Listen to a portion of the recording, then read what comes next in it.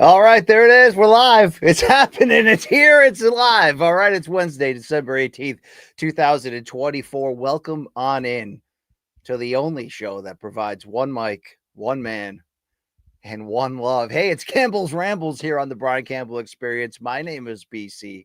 Uh, yeah, the alpha guy. You know, the beige dude. I am a 46-year-old wash dad. Happy to meet you here. Happy to see you here. Thank you for hit me up. Okay. Thank you for arriving today. Thank you for giving me a reason to drop that. Oh, yeah. On you. Oh, yeah. All right. Let's go. Let's go, Sean. All right. Hey, happy holidays to everybody out there. All right. From me, from my family to yours. Shout out to the Canyonlands National Park coffee mug as well.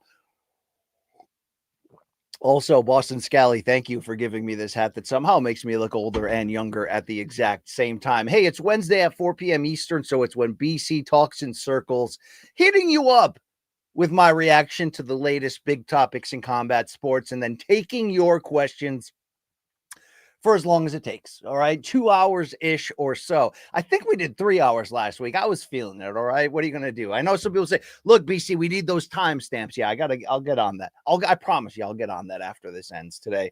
And some people say, hey, BC, love you. Can't take you talking about 70s music in circles for 30 minutes. Hey, you know, that's what it is. Okay. You ask it, I answer it. It's up to you guys. You guys run the majority of this show. But, you know, it's the holiday season. So whoop-de-whoop, right? Dickory-dock, right? You know, hope you guys have been holding it together up here. Look, it's an unsteady walk. It's been, you know, you step in a puddle every once in a while. One step forward, two steps back, but you got to get back up and you got to stay fighting. So hopefully that's what's going on with all you guys. Hopefully Long Island Luke is here. Yes, Luke Nocita in the house. Let's go, brother. I hope you all are enjoying the main card minute as much as I am. Shout out to Mikey. I believe he's under the weather today, but he always, by the way, has my back. It's going to be a good show today. It really is. Okay. We're going to get over this. Seasonal depression. We're going to fight through. Okay. We got this together. All right. So today I'm going to be talking to you about, I don't know, how about Usyk Fury 2? How about Conor McGregor's announced return? A few other things to talk about. Did you see that Benavidez-Morrell dust up in the gym down in Miami? Getting your boy fired up for February 1st. Hope the same for you guys. Okay. It's time to get ready. It's time to get rumbling. It's time to get rambling. Creating sound D. Yes, let's get ready to ramble. Okay, I'm here with you. I'm ready. Okay, creating sound is like meet me on the low on the D, Oscar. Enjoy indeed. Updates. It's been slow on the BCX this week. You know what I mean? I've been fighting the good fight, but I did have a very what I thought was in-depth chat with Claressa Shields. Of course, we know her as the GOAT. We know her as the 5-division unbeaten 2-time Olympic gold medalist, boxing champion. Maybe, just maybe the greatest female boxer of all time. She has got a movie coming out December 25th in theaters across the U.S., The Fire Inside. And I'll be talking to you about that today. So check out that interview with her about the life-changing message that movie will provide to so many out there. And if you're looking for more content from your boy BC, Rafe Boog's on vacation this week, so I don't think we're getting an Inside the Box this week. I have reached out to Rafe. He has shown a certain level of interest in doing it, but he's out on an island. I don't want to bother the guy. You know, enjoy your holiday vacation. I might come out with something tomorrow. We'll see what happens. But either way, you got me today. You got MK on Friday, 11 a.m. Eastern time, as Luke Thomas and myself get together and get you fired up for all things Usyk Fury Part 2 and a little bit more. So check out that show on Friday. Check out Luke's live chat tomorrow. Long Island Luke's main card minute. I'm sure there's some UFC prelim that those guys are doing bong hits to and breaking it down. So shout out to Long Island and Gaff over there. But you know, I'm going to be me. I'm going to talk in circles. And hey, the super chat's open for the holiday season. You want to contribute? It's up to you. If not, let's just have fun and go back and forth. No barrier to entry in this game. Okay, there we go. There we go. Whoop. There it is. All right, let me hit you off with my number one topic. First, let me hit you off with that movie. I got to say this. I saw an advanced early screening of The Fire Inside, the story of Claressa Shields. And I get the polarizing nature of who the GOAT is. T-Rex. Claressa is a fantastic, amazing boxer. Not everybody loves her, though. Very outspoken, very real, raw, authentic. But as I found out chatting with her in depth about that topic, as I found out writing a feature this week on CBS Sports, when you really understand where she's from in Flint, Michigan, and the upbringing she had, which this movie goes into obviously deep detail and showing, I do think you have a very profound new respect for everything she's been through and who she is today and how she's clawed through. And I think that that authenticity that she shows, that unabashed rawness, is the survival mechanism that has gotten her to where she is today. And it's commendable. It's inspiring. I entered that movie thinking, and again, it comes out Christmas Day in the US and theaters everywhere. I went in thinking that this was going to be, a cliched Rocky Karate Kid feel good story, and it's like, hey, I already know the story of Clarissa Shields for the most part, interviewed her a million times, been covering boxing a long time. But I have to say, I was able to bring my son to an advanced screening of it. Amazon MGM Studios set it up, and I was blown away.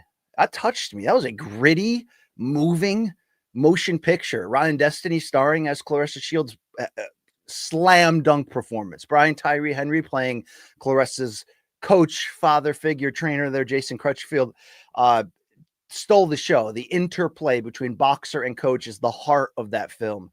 But so is the backdrop. So is Rachel Morrison's directorial work in really presenting Flint as a supporting actor in the movie. Flint's obviously not an easy city to come out of, despite the fact, to be fair, it's produced so many professional athletes. I always think of Flint in a boxing sense, where it's like the Durrell brothers, Chris and Tracy Bird, Clarissa Shields, and obviously the state of Michigan has an insane boxing tradition, producing so many of the greatest fighters in the history of that sport. And oh, by the way, Mike Perry from Flint. So shout out to that Florida man right there.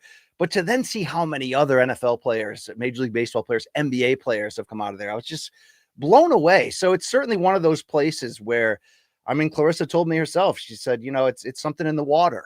She said there's a lot of chemicals and bad things in that water, but there's something else in there. And, I come from a factory town. I come from a place that people don't love to say that they're from. So to some degree, I can relate and understand that the city or the town that, made you at times tried to break you. And it was really your overcoming and you're fighting through that to get through. So if you're considering running out to the theaters and checking that out, I don't know. I don't care who you are. You will be moved by it. A very, very inspirational film and just a very well done. I was really, really seriously blown away at how good that movie was. So check that out. Check my chat out with T-Rex and check yourself before you wreck yourself. All right. So there we go. Yeah. You got that alpha in the flesh. All right. Not prime alpha, but he's out here. Okay. He's here. He's ready to go. All right. To my real topic number one.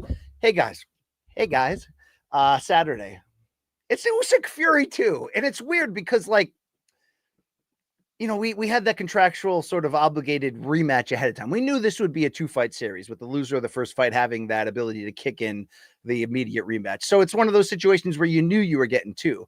And it's like, it feels like it's happening so fast with that first fight supposed to be happening to open this year. Tyson Fury had the cut. They pushed it off to May 18th.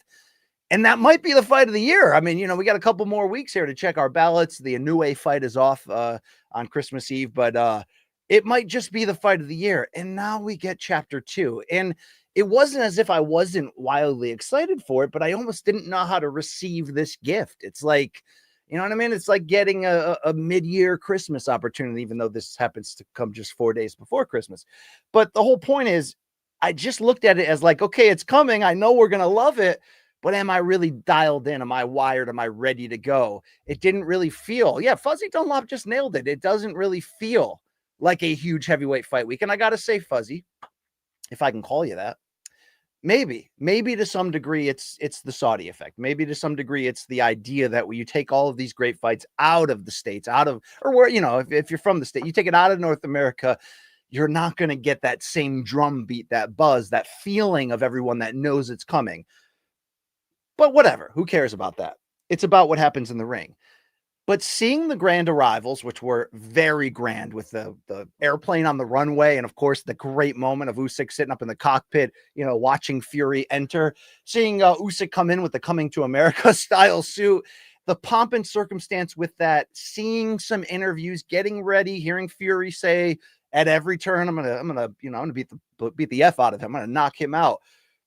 I'm starting to get it. I'm starting to get that itch. I'm starting to get fired the heck up for chapter 2. And it's just an immense amount of things at stake. Not the undisputed championship, right?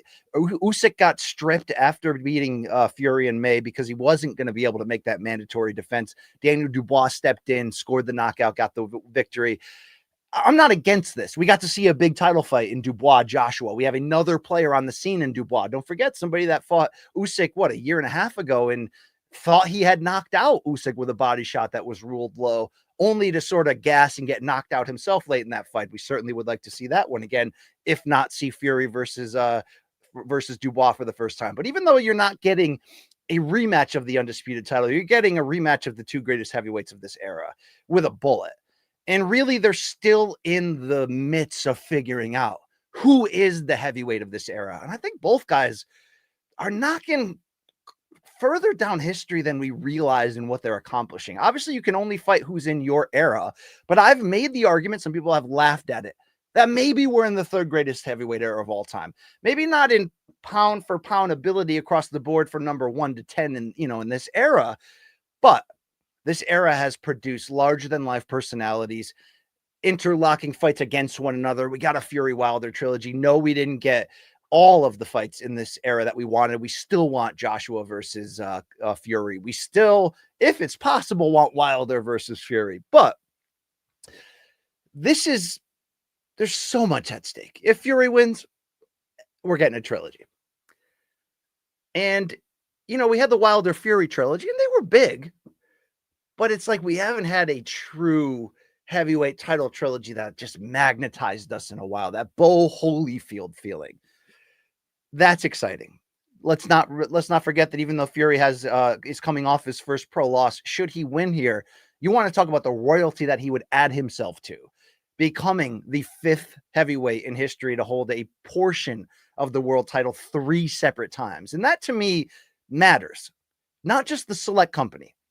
Muhammad Ali, Evander Holyfield, Lennox Lewis, and Vitaly Klitschko. Klitschko, 2 of those are one of those coming back from retirement and then regaining the title. And obviously that's also part of Fury, who beat Klitschko for the belt in 2015, retired the next year, having all the issues he went through, and came back to win a piece of it again and never able to unify it, but you saw the run. Obviously, when we're comparing history to now, it's not a perfect comparison because of the splintering of the belts now. I'm talking about a piece of the heavyweight title, not the heavyweight title, but still, given who each Usyk and Fury has fought, if Fury comes back over the top and beats this guy after that split decision in May and adds that 3rd title reign, that matters. That means something. That shows not just a huge body of work. It shows the ability to get knocked down, to get back up, regain your belt, to reinvent yourself.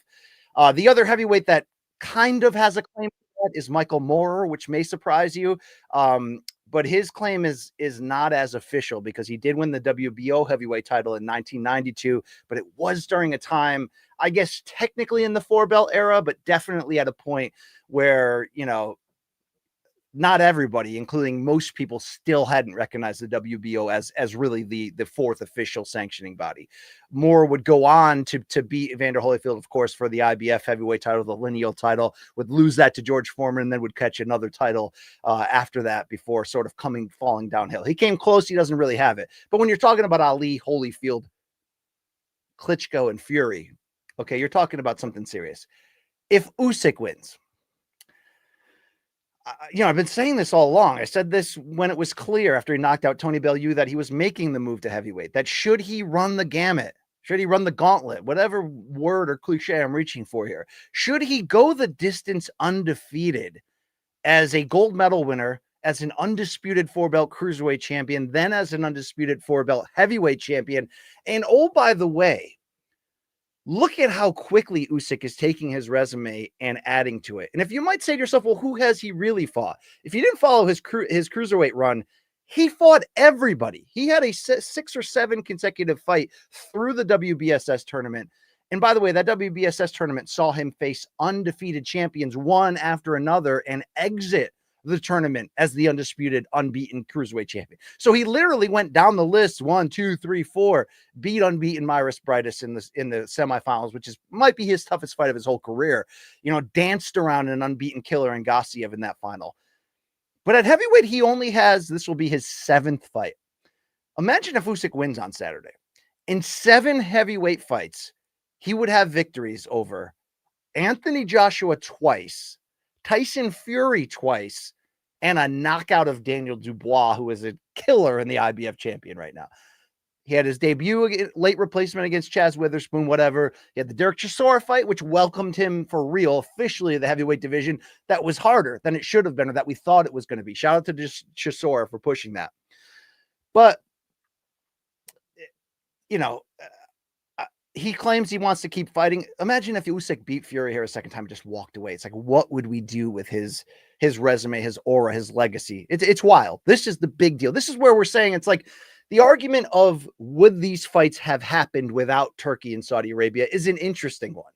I still argue that they would have, even with the problem of Tyson Fury being unable to fight in the U.S. due to the Daniel Kinahan connection. I still think you would have saw these 80, 90,000 people at Wembley Stadium, but not for this cash. And certainly not for this pomp and circumstance. And maybe that pomp and circumstance means nothing to you if you're a North American fan going, I don't really feel that buzz yet, because it's a different setup. It's a different era. But whether it's necessary or not, Saudi's given us the multi-million-dollar movie trailer commercials. They're building, these makeshift arenas with these giant stats. I mean, they're making it, they're flying out all the legends. They're making it a big deal.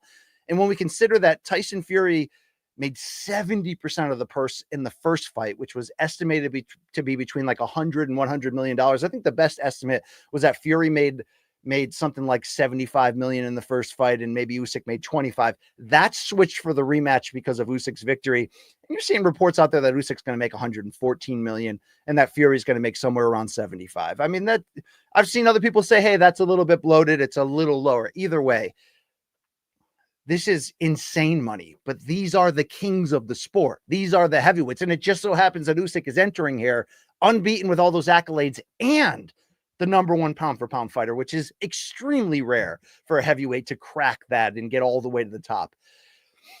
This is a big deal. And we think of the first fight as not an Usyk walkover. It was a great fight. It might be the fight of the year, but I don't think we always realize in hindsight how close it actually was. Round 9, in which Usyk knocked down Fury technically by knocking him into the corner, the ropes holding him up. That 10-8 round is what gave Usyk the split decision win. If Fury does not go down in that round and it's 10-9 Usyk, the fight's a draw. If Fury wins that round and doesn't go down, he wins the fight. So it was a lot closer. And obviously the big question as we head into the rematch, I think, is who can improve on that? I think the problem for Usyk is I don't know if he can improve on that first performance, because even if you predicted him to win, and I did I think he's walked down the bigger man, come forward the whole fight for the most part, land the defining punches, take huge counter uppercuts from Fury in the middle rounds, and show you that stamina, that all-time great mental focus and ability and strength. I mean, it really was a almost virtuoso performance from Usyk in overcoming and fighting through and adjusting. I'm not sure. I don't know if he can fight better. I do, though, believe that Fury can, even with the age, even with the mileage. And I think what we're learning about Fury around that first fight in the contrast to this fight, and granted, I know every time there's a rematch where, every fighter, I've had the best training camp ever, I've never been more focused. It's you're programmed to say that. But there are a few things I'm focusing on. One being, whatever mental toll heading into that first fight that the miscarriage of his wife the night before had on him, and him realizing, looking in the crowd, that she wasn't there, that obviously something was wrong, even though they never told him. You do remember that Fury had to pull out of the original date of the first fight with a cut and was unable to spar on the level he would normally and prepare exactly the level he would. And it was almost at a truncated training camp. No excuses. He went in there, fought his ass off, and nearly won. But what we're asking ourselves is, can he improve on that? I think he can. I think there's some level of Fury that overlooked Usyk in the first fight, that didn't believe he can do exactly what he did, that he thought to himself, okay, I saw what he did to Joshua, but that's Joshua, right? Joshua can be great and spectacular, but you can decode him. You can play with the wiring and move it around there. I got Shaq Majori on the line right here. All right. The whole idea is, can he improve on that? I really think he can. I also really want to see what Fury's going to end up coming in on weight. He came in a little lighter in this last fight than he had in some of his bigger fights. Remember, his dad, John Fury, Big John, who headbutted one of Usyk's staff on the way in and is really just an MVP of being in Tyson's corner and making a mockery of every situation. He always wanted Tyson to be as heavy as possible, even as high as 3 bills, thinking Tyson's going to have more power. He's going to be more of a physical presence in there. It's going to matter more. I agree with the premise of that. But if you're asking me ultimately, why did Fury lose the first fight? Like I said, I could tease and mention, did he take Usyk a little bit lightly? Was the not the best training camp? All that stuff. I think it's conditioning, which does connect with the lack of a perfect or full training camp for a fight that big. Maybe there was pressure on Fury that, you couldn't pull out a second time. They had to get this fight done. Either way, I don't think he was in the best shape fitness-wise that he could have been. I think when you saw him dominating in the, midpoint of that fight, jabbing from the outside, keeping Usyk at length, and then making him pay for trying to get inside of him with those uppercuts, he was bullying him. We were like, okay, this is kind of what we all thought in the back of our mind. It was Usyk who made that mid-fight adjustment and DuPint. I'm right there with you on that one. It was Usyk who made that adjustment, and I think the rest of the way you saw Fury's output go down. You saw him circling at times, which was something we didn't see. Just as much as it was a shock to see the defensive shell that Fury fell into against Ngannou after getting knocked down, I was surprised, even though this was still a back and forth fight and probably the fight of the year. Going to be a hard race though with Boachuk versus Ortiz out there. I don't think he was able to keep up with that pace that Usyk put out there. And I think that was a big part of that key adjustment. So I think Tyson's got to figure out the balance between how heavy do I want to be and how much do I need to make sure I retain the stamina, because there's something very special about Usyk. And it's not just the footwork, the accuracy, the technical brilliance. It's the mental focus. You can't rattle him. He's going to bite down and push through. I mean, he was hurt in some fights that we don't even realize, like the first Joshua fight. Like, he fights through everything. He was fighting for his country in wartime. I mean, there's a lot going on there. But I think it might be that stamina and that pace as a smaller-ish heavyweight in the super heavyweight era. I mean, Usyk's 6'3". It's not like he's tiny. But I do think that there was something to that. So if you're looking at what Fury needs to do differently in the second fight, certainly the stamina is going to be a big part of it. I thought it was interesting that he chose to box Usyk, which Joshua did really both fights that a lot of us questioned. But I did see an interesting quote from Tyson in the feature Mike Coppinger wrote for ESPN, in which he talked to Tyson at his training camp, or when Tyson was in Malta at his training camp. And it was Fury saying, look, everyone keeps saying, why don't I come forward? And he's like, did you see Joshua come forward throughout against Usyk? If it was easy, we all would do it. There is going to have to be a physical dimension that Fury brings to this rematch that wasn't there in the first fight, that if he does not establish that physical size and dominance as the bigger man, I don't think he's going to be able to win the fight. Even though I think Fury's a way better boxer than Anthony Joshua. I think they both fall in the same equation of you're fighting the king boxer in this division. You're not going to outbox him. It's going to have to be a mixture of boxing and punching, and you're really going to have to set in as the bigger man. Do I think Fury's the bigger puncher? Yes, I do. But what we did not see in that first fight, even with Fury admitting that it's hard to do, is him leaning on Usyk, him mucking it up, him fighting dirty, which Tyson Fury can certainly do. I'll never forget that turning point that I believe happened in Fury's career when he fought Otto Wallin, and he had that vicious cut, and suddenly it was like, oh no, I might lose the title right here. And the change that he made in starting to go downhill, dirty, leaning on Wallin. Now, Wallin was dirty too. He was trying to open that cut with the thumb of his glove. But to see that change he made, where the rest of that fight he fought like the bigger man, we're going to need to see that in some form on here. So maybe it is a perfect balance of I need better conditioning, but I need to have that size and strength. Either way, I've seen a lot of people pick Fury ahead of this fight. I haven't made my official prediction yet. Whether any of you are waiting breathlessly for that or not is notwithstanding. But I have seen a lot of people say, okay, Fury can figure this out. It's not a hard thing to say when the first fight was a split decision and came down to one called knockdown when he fell into the corner.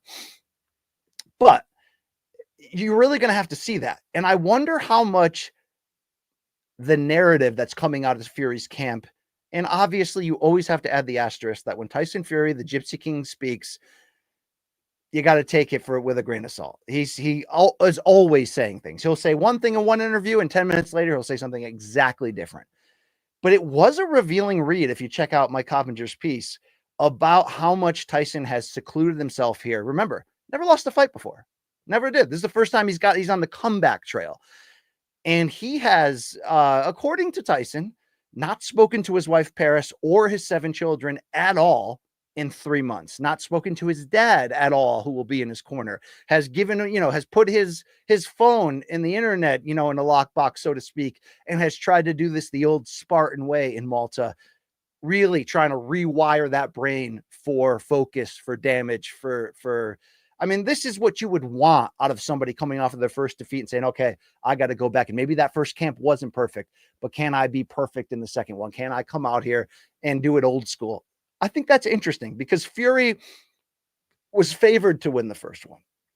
And I think when you match them up, even with Usyk aging a little bit more gracefully than Fury, I think Fury should win this matchup. The fact that Usyk did in the first fight just speaks to how great he is.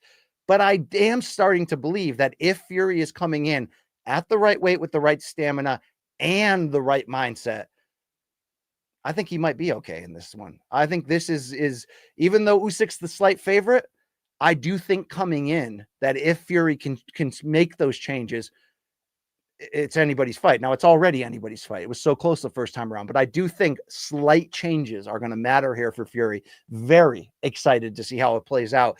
I really think it got me, from that, okay, it's coming, but I don't know how to feel that. Thank you, Big Bad Baines. It does make me look like I might have grandkids, but I'm trying to keep a close enough jawline to prevent that thought going. And I'm starting to get that big fight feel now. I'm starting to get fired the heck up. I hope you are too. Saturday, I don't know exactly when.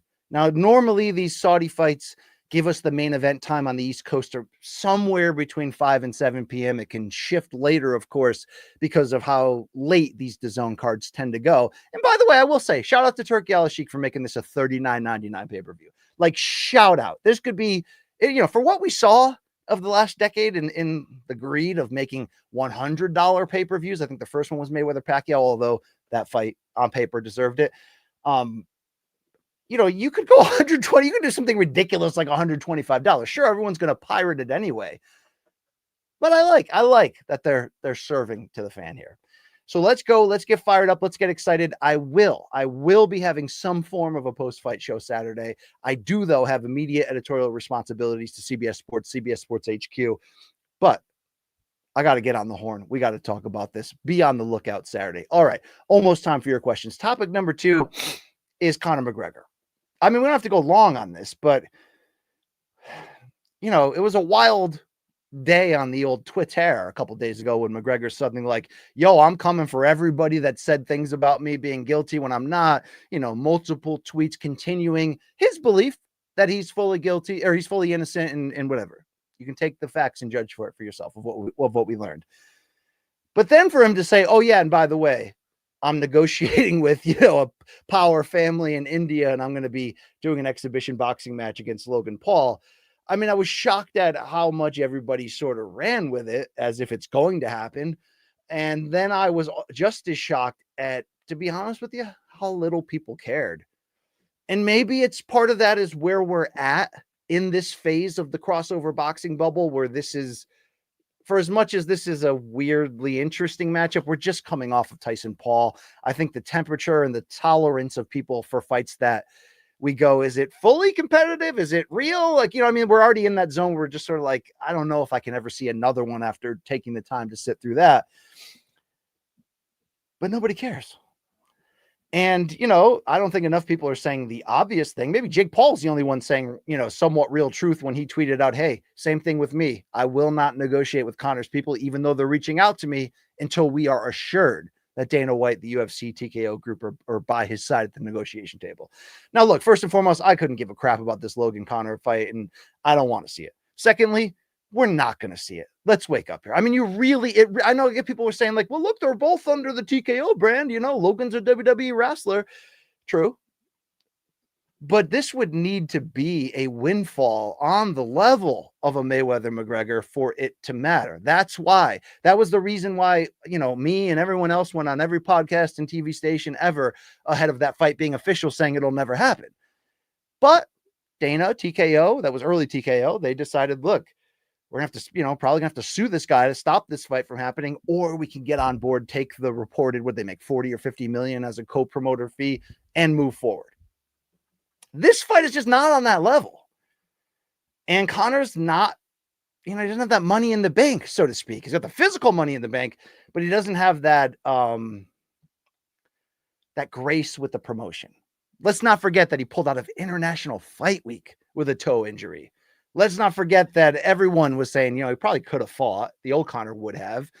Then you just never know what shape he's going to be in. 365 days a year, you see him out of his skull in public. And the civil trial. So really, the only way I think this could be real or could happen or could trump him returning to the octagon first is if Netflix was involved. If Netflix said to themselves, we don't care what people thought about it. Tyson versus Jake did stupid numbers. If we can get Conor versus Logan, let's continue to do this stupid shit. Like, that's possible.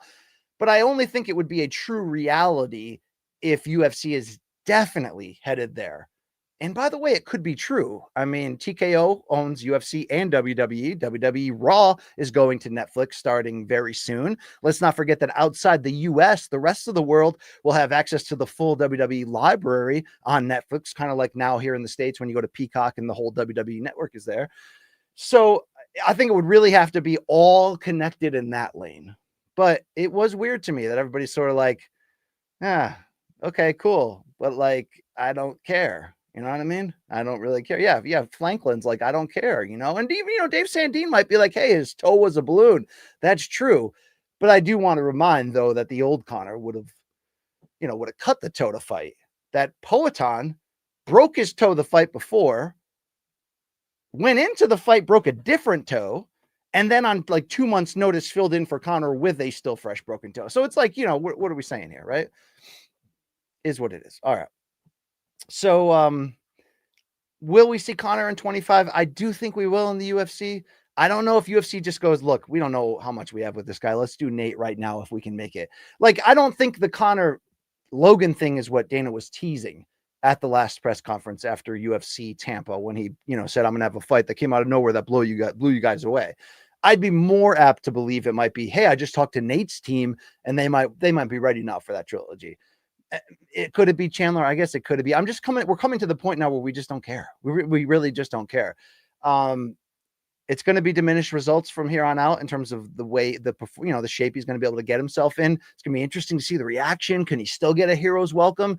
John Jones kind of consistently has throughout his own missteps, but either way, until Conor's like truly serious and going to devote himself to camp and go after it, it's like, this is all a moot point.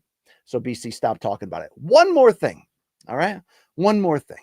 And then we'll get into your questions. Then we'll jam. All right. Then we'll bang Tui. Okay, well, not actually like him, but you get what I'm saying. I mean, was it one of the greatest moments of my career when Luke and I went to UFC International Fight Week Media Day and I was like, hey, Tuivasa, do you remember that tweet when Greg Hardy was like, yo, Tui, let's bang? What'd you think about that? I did that just to pop Luke, because I'm an absolute cornball, but all right. I mentioned what's going down February 1st, Las Vegas, T-Mobile, PBC on Prime, pay-per-view, 2 unbeatens, 2 Davids, David Benavidez versus David Morrell Jr. It's for some form of a secondary title at 175. The real prize is that all involved seems to have pushed toward the idea that the winner of that fight will face the winner of Better BF Bivol too. So whether or not Canelo parachutes himself into this mix or not only is this fight everything we wanted and has the potential to be great, not only has Benavidez and Morrell been doing overtime trying to get us fired up for it, there's real stakes involved. There is a real prize at the end of the day. So I'm fired up. Look, I don't know what PBC's future is this year. I really hope they're coming back with a bang. You hear different things, all right? And sometimes you don't hear anything, and then you get nervous. But this is a strong opening statement for them for a pay-per-view in the new year. And they had a double media day workout in Miami in the gym. And David Benavidez, who is from Arizona, spent most of the last set of years in the Seattle area, now is sort of, I guess, in the process, or maybe already has, of relocating himself to Miami.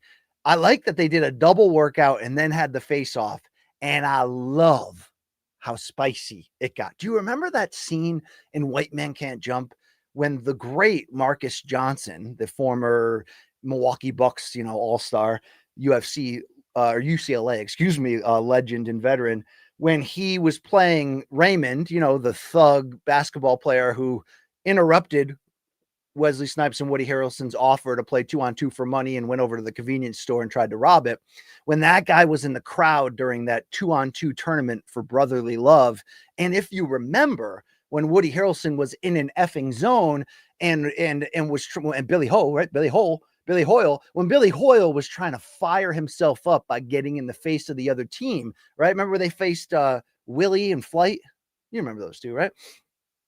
And then they had a scrap, and the announcers were like, oh, no, be careful. We're going to lose our sponsorships. And then they cut to Marcus Johnson in the crowd. Raymond, is that you, Raymond? And Raymond's like, yeah. Almost like he was sitting in the crowd thinking about debauchery, thinking, man, this basketball tournament's kind of lame. I can't believe we lost to Billy Ho. Oh, but they're scrapping. Yeah, that's me when videos like this that I'm about to play happen. I'm Raymond in the crowd going, yeah, okay, get some of this. Yeah. I don't know if there was audio on that because, I don't know much about technology. Apologies if there wasn't. But what I love the most about that little face-off interaction was Benavidez was talking that game back and forth. And Morrell, whose English isn't completely strong, certainly was willing to exchange a little bit back of said game, talking that Chiat. And you can see Benavidez's mannerisms escalate. You can see him go, and he had the belt on his shoulder, and then Morrell says something to him. She's like, here, hold the belt. And then Morrell says one more thing, and then suddenly Benavidez is like trying to take off his watch or whatever. And then he initiates with the push. It reminded me of the last time that I was Raymond, and that was watching that press conference in Beverly Hills when Canelo and Caleb Plant traded haymakers there and went after it. It's getting me fired up because this is already on paper, certainly a hardcore fan's delight to see. Because Morrell, we've just never seen him at this elite level. He's only like 10-0, 11-0, what have you, but did fight for a secondary world title in his 6th pro fight, is somebody who wants all of the smoke right now.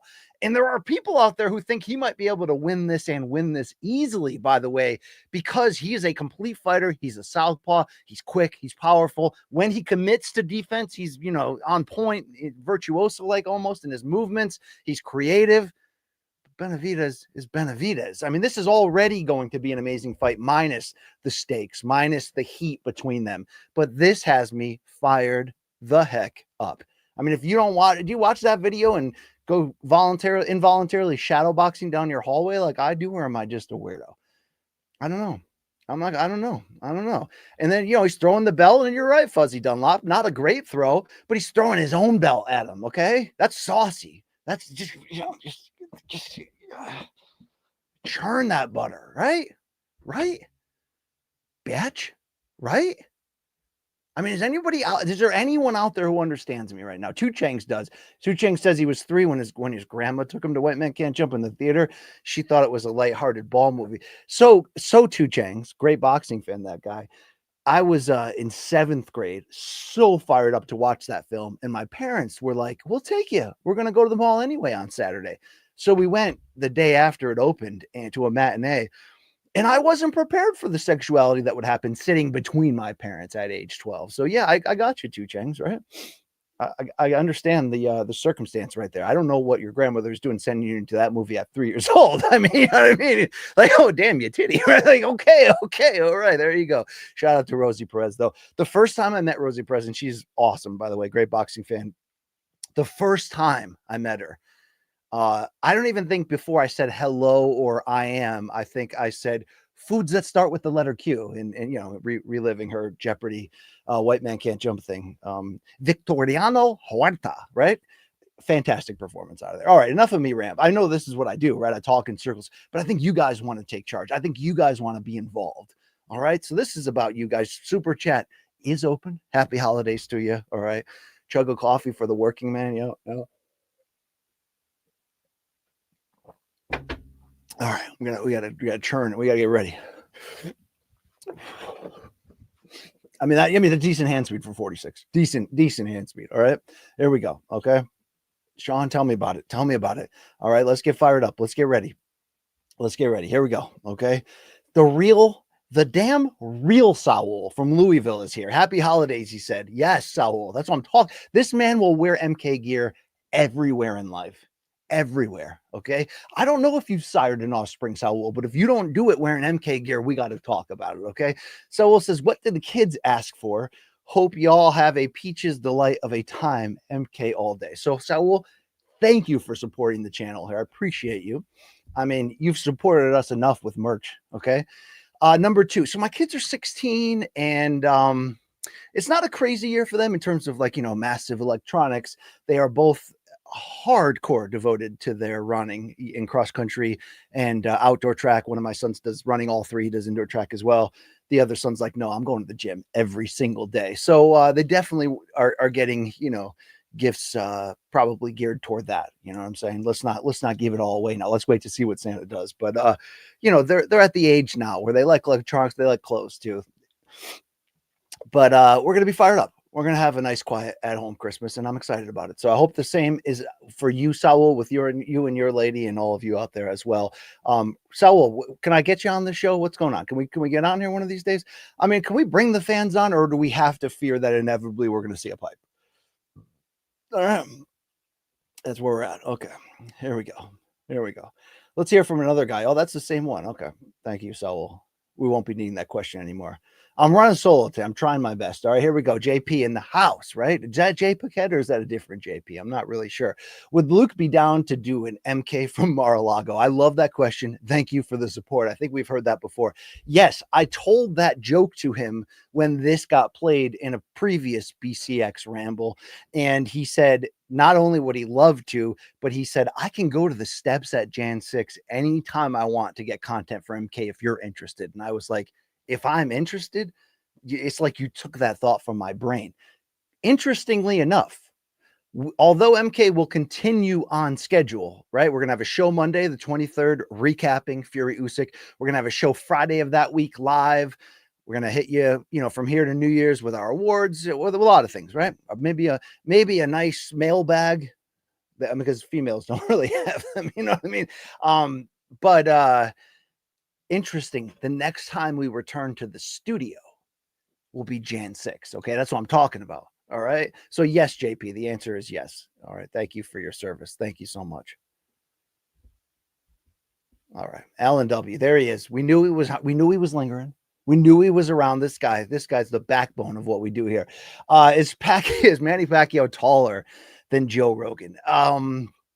Without seeing them side to side, I'm going to say yes. And I've said it before, I lump them in the same category, meaning the first time I saw Joe Rogan in person was UFC 199, in LA, the Forum, backstage after Bisping had knocked out Rockhold. And Joe got up. Joe was sitting in a chair, and I was kind of lingering, young in my career, thinking, hey, maybe I'm going to shake his hand, whatever.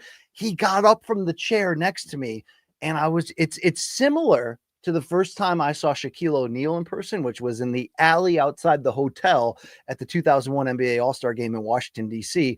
And knowing this, height and weight in advance, when you see him in person, and it was, by the way, if you remember this, because MTV had cameras for some show that weekend and picked him up. He was wearing the white fur coat with the white fur top hat. It was the largest human I'd ever seen. It was like, oh my God. And then my cousin Tim and I were trying to get autographs, trying to get pictures. And he he told us all no, sternly and meanly. And then, by the way, one dude interrupted us who had been in the same college frat as Shaq, and he did the whole secret thing and was like, dabbing him up, and Shaq was still like, no, man, get away. And I was like, yo, Shaq, how about just one picture? I remember he was like, no, and he shoved me back against the wall. But in reality, he touched me like that lightly. but because he's so massive, I went flying. It was a moment right there. The opposite happened, Alan W., when I saw Joe for the first time. I was like, oh my God, that man is so small. You know, and I don't mean to make this a recurring bit like I'm dunking on the guy. I don't have anything against Joe. He's an explosively small human. And it did remind me of the first time that I met Manny Pacquiao in person when he was hyping I'm not sure if it was the third Marquez fight or the second Tim Bradley fight. And he came into ESPN and it was 2012-ish. 2012 was it was 2011. So it was probably ahead of the third Marquez fight. And I got to interview him and sit down with him. And yeah, he's small. He's a small man. It's like, you think of him size-wise in comparison to his opponents, where he's, a little bit shorter, but still Manny, largest calves you've ever seen. He's a small man, but I do think he's taller than Joe. All right. I mean, short people got, a lot of reasons to smile. Randy Newman taught us that.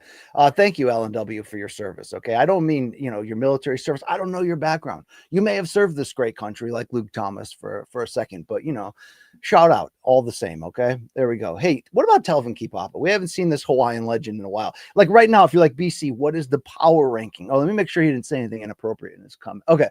I get caught doing that. I put a question on the screen. I don't read it for 5 minutes because I'm rambling. And then somebody's like, yo, Vax, Jan 6, your mom. Okay, here we go.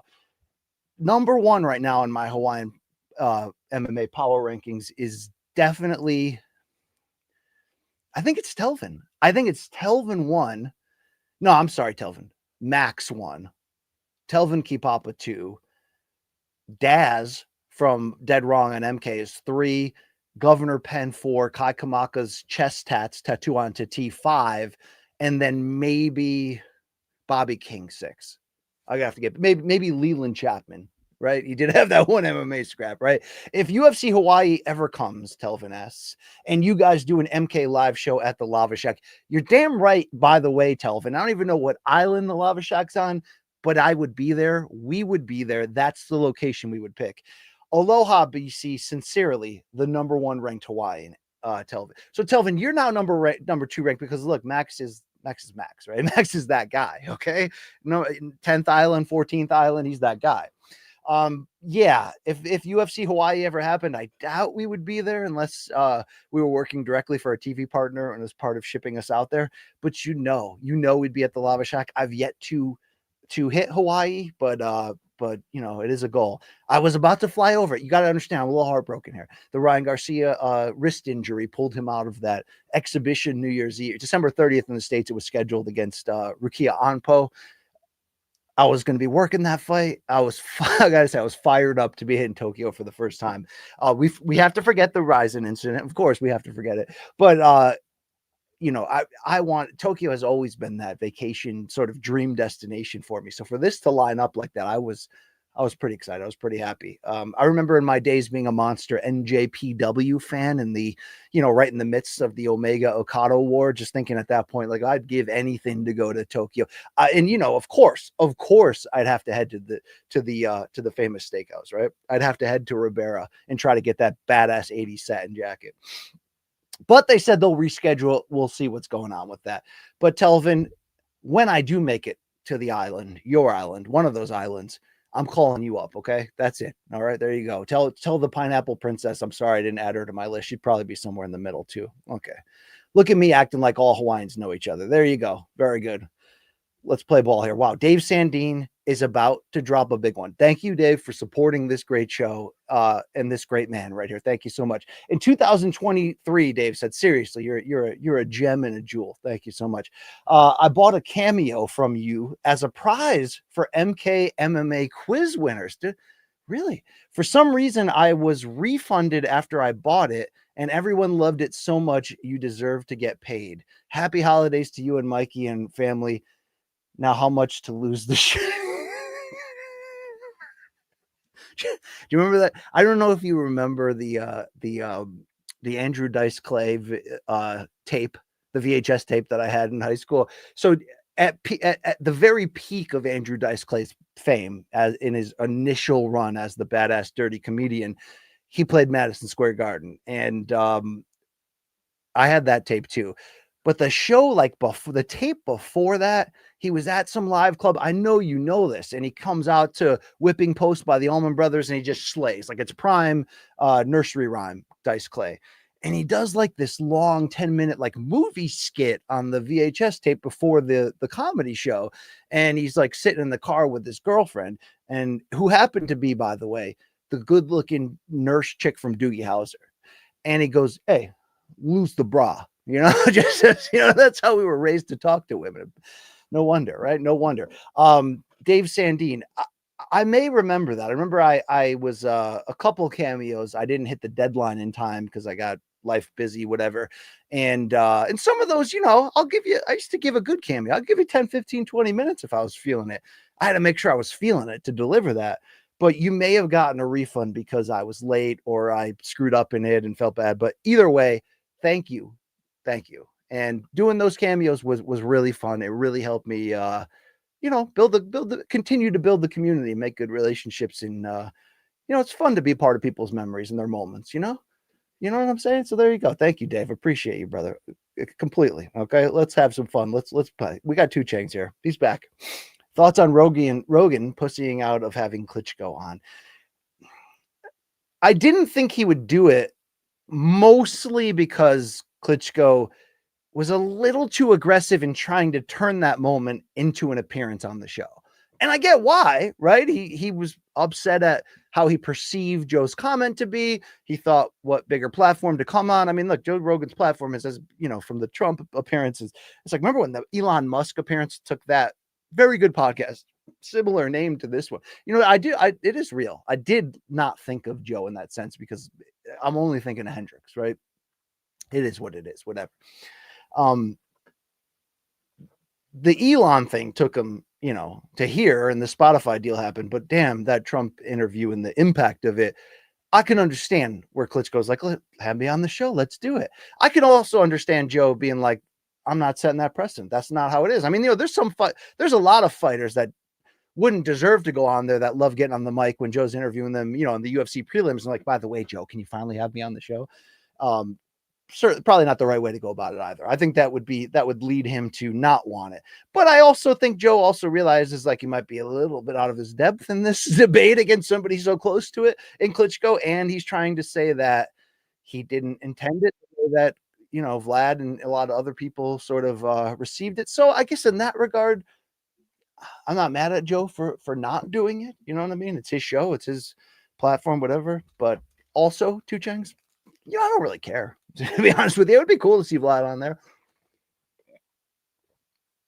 But only if Joe's willing to ask him what went wrong with Hayden.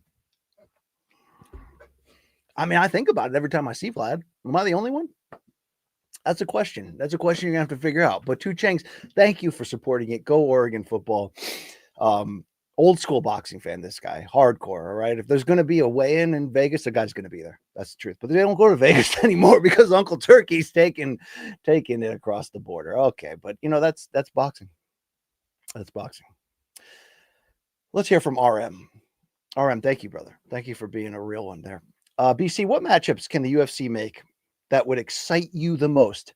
I'm talking about heart pounding at the opening bell. Now, I do love that you expressed it like that, because not only is it those exact moments that make us the fans that we are, it's ultimately like we're chasing the dragon of recreating that moment, whatever that fight was. I've got a cousin, shout out to Mike Campbell, works in NASCAR, big PR guy.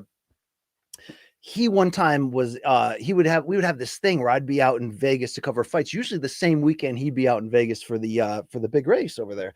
And we'd hang out. And one time it just happened to be UFC 196. And I was supposed to have a seat, I think, cage side, but then another writer from ESPN flew in that I wasn't aware. So he got my seat and I got bumped back. And then I was going to have a seat up in the crowd. And then my boss was like, hey, why don't you just go cover the event from the media room next door at the MGM? Because what the UFC does, I don't know if they still do it, but what they did was every undercard fight after the winner went through medical and whatever, they'd come over to the media room and you could get a, part of the scrum to interview them. So I was that job ultimately that night. So everything I felt when literally the building shook when Conor tapped. Actually, before Conor tapped against Nate, when the momentum turned abruptly.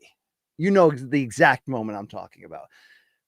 I don't think I've felt that in a earthquake type feeling since being in the upper deck at Shea Stadium in the final out of Mike Hampton's 3-hit shutout in Game 5 of the 2000 NLCS against the Cardinals when the Mets made it back to the World Series for the first time since 1986, and it was a special moment. But UFC had given me an auxiliary press seat, which happens sometimes in some arenas if they don't have a secondary, if they don't have enough cage side seats, they'll kind of just put you out in the crowd. So I went into the arena to check it. I wasn't going to use the ticket. I just wanted to check it, but it was top row of the lower section. So you're looking right at the octagon. And I think I was texting cousin Mike. He's like, hey, there's no chance you have extra tickets to this event. And I'm like, oh, well, no, I don't have tickets anyway. I'm a journalist. But I was like, you know what? This might be your lucky day. I was like, what about if you don't drink beer in that seat and you dress professionally and you don't do anything crazy? I'm going to be working the whole night in the media room. You might as well take the seat that they gave me since no one's going to sit there and experience this. He told me that he arrived into the arena just as Holly Holm and Miesha Tate were walking to the cage, which means the first 2 fights he ever saw of the UFC, being a very, very casual fan before that, was Holm versus Tate, that 5-round thriller, and McGregor Diaz won. I just remember he texted me after Conor tapped that basically said, fan for life, I'll never be the same. Like, those are the moments that the first cut is the deepest. Baby, I know, right? Those are the moments. So I take it serious when you're like, what are those heart-pounding moments that you yearn for? And there are certain fights that you just know if it gets booked, that my fandom will go above the normal. It's not going to be journalist fandom. In my case, it's going to be super fan fandom, right? There are a few. Like, I'll never forget the fights that brought me back to that feeling. Lesnar versus Carwin. For some reason, Silva Sonnen 2, I was stupidly, insanely excited to see that fight. Khabib Conor, right? I mean, like, no brainer there. It's one thing to be in the arena or be watching TV when a life-changing fight happens, a fandom-changing fight.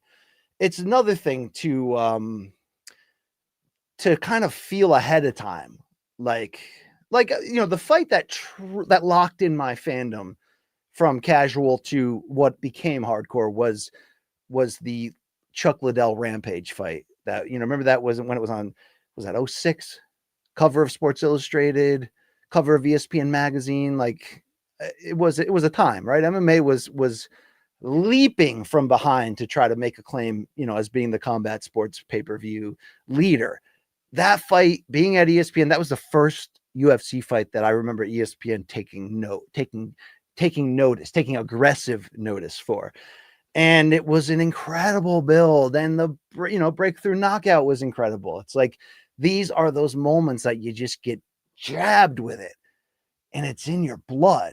So when I look at the potential matchups that can be made, we're talking about the meter, flaccidity, rock solid, Maymac weigh-in.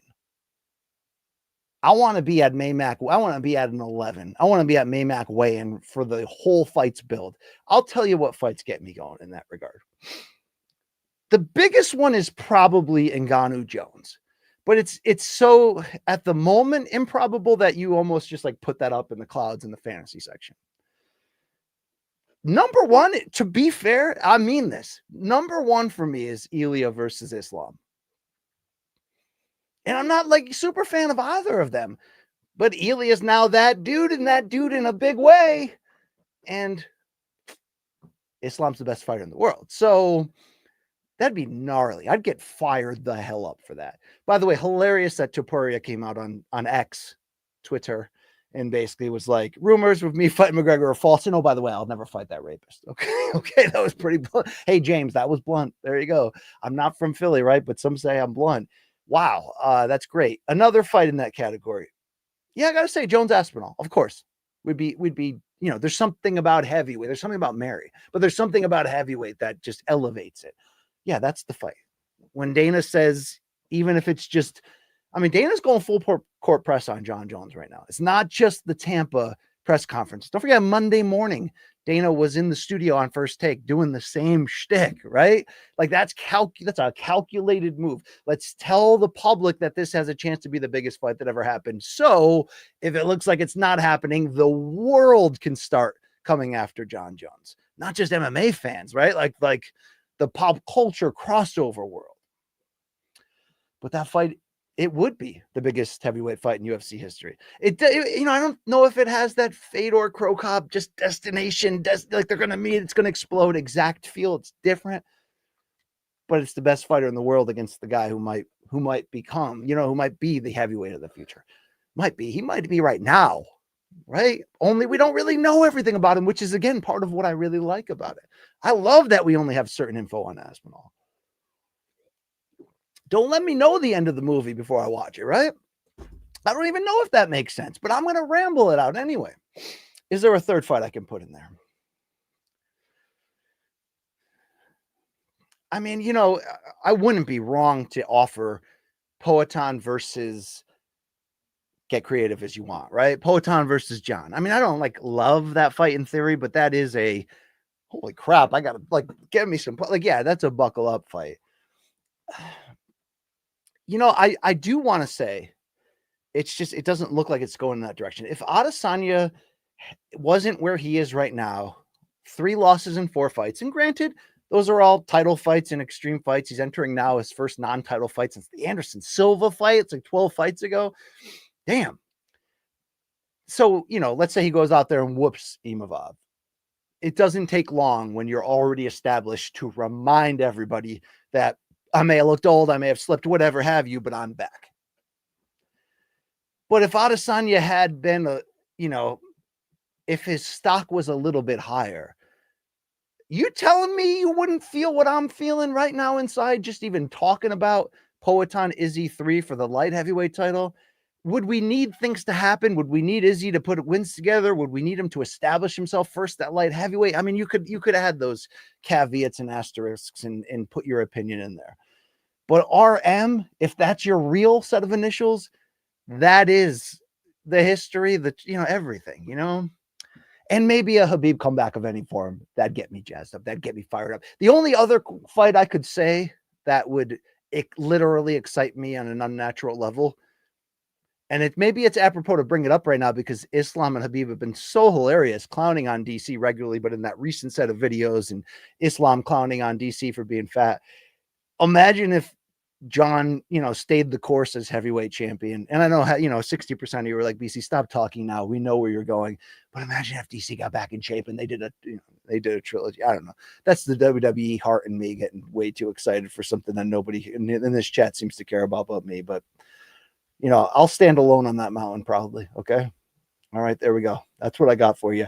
Galen Verbakel says the 2015 Prime McGregor versus Ely. Yeah, now you got a different fight. Now you got a different fight, Galen. You got one of the sexiest mythical matchups that you can make. You really do.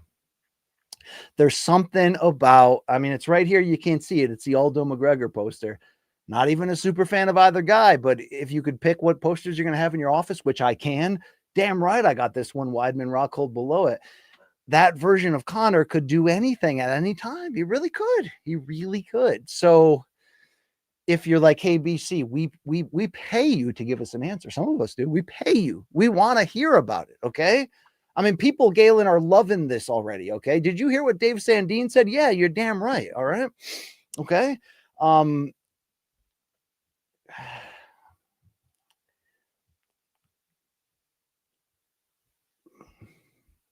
going to take the Magic. I don't know, but you know, also Ilya seems to have a complete well-rounded game. Also, even Magic McGregor could implode if the fight went that direction. But I didn't bet against that Magic back then, and I don't think I could. I'm still going with it. I'm going to take history over that, okay? That's what I'm going to do. All right? So I mean, get upset. Oh, Mike Hawks Long. What do you got? You're fat and alone on that mountain, BC. Yes, yeah. Well, I might be. I think the mountain he's talking about is DC John 3 at heavyweight. I don't think I'm fat though at this point. I'm trying hard. I'm trying to keep it. I'm trying to keep it together right now. Okay, not at my best, but give me a reason. Give me a reason to get back in shape. The phone's ready. Call me. All right. Meet me in Temecula. Let's go. There you go. All right, Mike Hawks Long. There we go. Okay. All right. Alan says that 140. Yeah, he is a damn sniper. The man Conor McGregor is at 140. We never saw him lose in the UFC at the 145, did we? It's not like he didn't fight anybody. I still argue that while you'll never end the who's the greatest featherweight of all time debate with Conor McGregor as the answer, people hate when I say this, but he does belong in the conversation. He does. I think he does. I'm telling you right now that I think he does. All right. Thank you. Yeah, we got more. We got more. Okay. Two Changs is not done. Not done in this chat. Thank you, fella. He said, did you see that? Yes, this is wild that Sydney Sweeney, who all of you guys used to love, and now what people are turning on there? What's going on here? Is filming a Christy Martin movie. Christy has got to be on the Mount Rushmore of women's bikes. So that's a great debate. Two Changs. I think the answer is no. So first and foremost, I think this is interesting. Sydney Sweeney, who love her or hate her, think that she's just a sex symbol, or love her acting ability. I think she has an opportunity to, hit a home run in this role, and maybe can bring the sort of heart needed and personality needed to pull off a tough role. I mean, Christy Martin's life behind the scenes, if you all saw that Netflix special, was insane. But Christy Martin really came to fame, obviously, as a featured player on Don King pay-per-view undercards, particularly the post-prison Tyson in the mid-90s. And to her credit, had unnatural power in women's boxing, knocking people the hell out. A great hook, right? Both hands she can knock you out with. She made huge fights. She went out of her way to make the Layla Ali fight and lost it, right? But is she, from an impact, if you ask any average sports fan who knows a little bit about boxing, who's on the Mount Rushmore of women's boxing, they'll probably go, Layla Ali and Christy Martin, right? It sounds like one of those that should kind of just be there, but I don't think it's actually true. And, we've had this discussion on here before, but I really do believe that there are 3 of those 4 spots are from this era right now. It's not that it's not that we've evolved to the point in women's boxing where we have a deep pool of, real championship level talent through every division. We just don't. All right. I love that Clarissa Shields is going to be fighting again at heavyweight for another heavyweight title, but she is fighting a 42-year-old opponent who's 5-0, right? And Daniel Perkins, who's going to be an interesting fight, but it's that shows you at 5-0, it's let's get in there. Let's do it. I think Shields right now is the greatest female boxer we've ever seen. So I think she's on there. I think Taylor and Serrano are right below her in a lot of ways in these debates. And I think that 4th spot would either go to, in your preference, Layla Ali, Ann Wolfe, Lucia Riker was very good. Christy Martin, had a big impact for sure. But I really do think those 3 of this era are 3 of the 4 best we've ever seen. Shout out to Holly Holm. She's a Hall of Famer, but it wasn't like in Holly Holm's boxing peak that we were going nuts talking about it. That was way off the reservation when women's boxing was getting almost no love, even within boxing. And it's unfortunate, but I'm really happy that this era is where it's at so that we can see some of these that we're seeing. Women main event. We're seeing all women's pay-per-views when these main event fights are delivering, whether it's the Taylor Serrano ones, or even things like Michaela Mayer and Sandy Ryan. It's a fun time right now for women's boxing. It really is. No, there's no depth, but at least there's elite pound for pound depth. At least even with Sinisa Estrada's retirement, and because she's one of the 5 best in the game right now, in my opinion. There's some good talent out there right now at the highest level, and I give them all a lot of credit for the willingness to kind of jump across weight divisions and fight each other. I mean, Serrano being a 7-division champion, it's just insane, but also insane when you actually look at her box rec and see how willingly, because She went where the money was in the big fights. She'd defend the title at 118 and then fight at 140 the next fight and then be back at 26. I mean, she's jumping all over.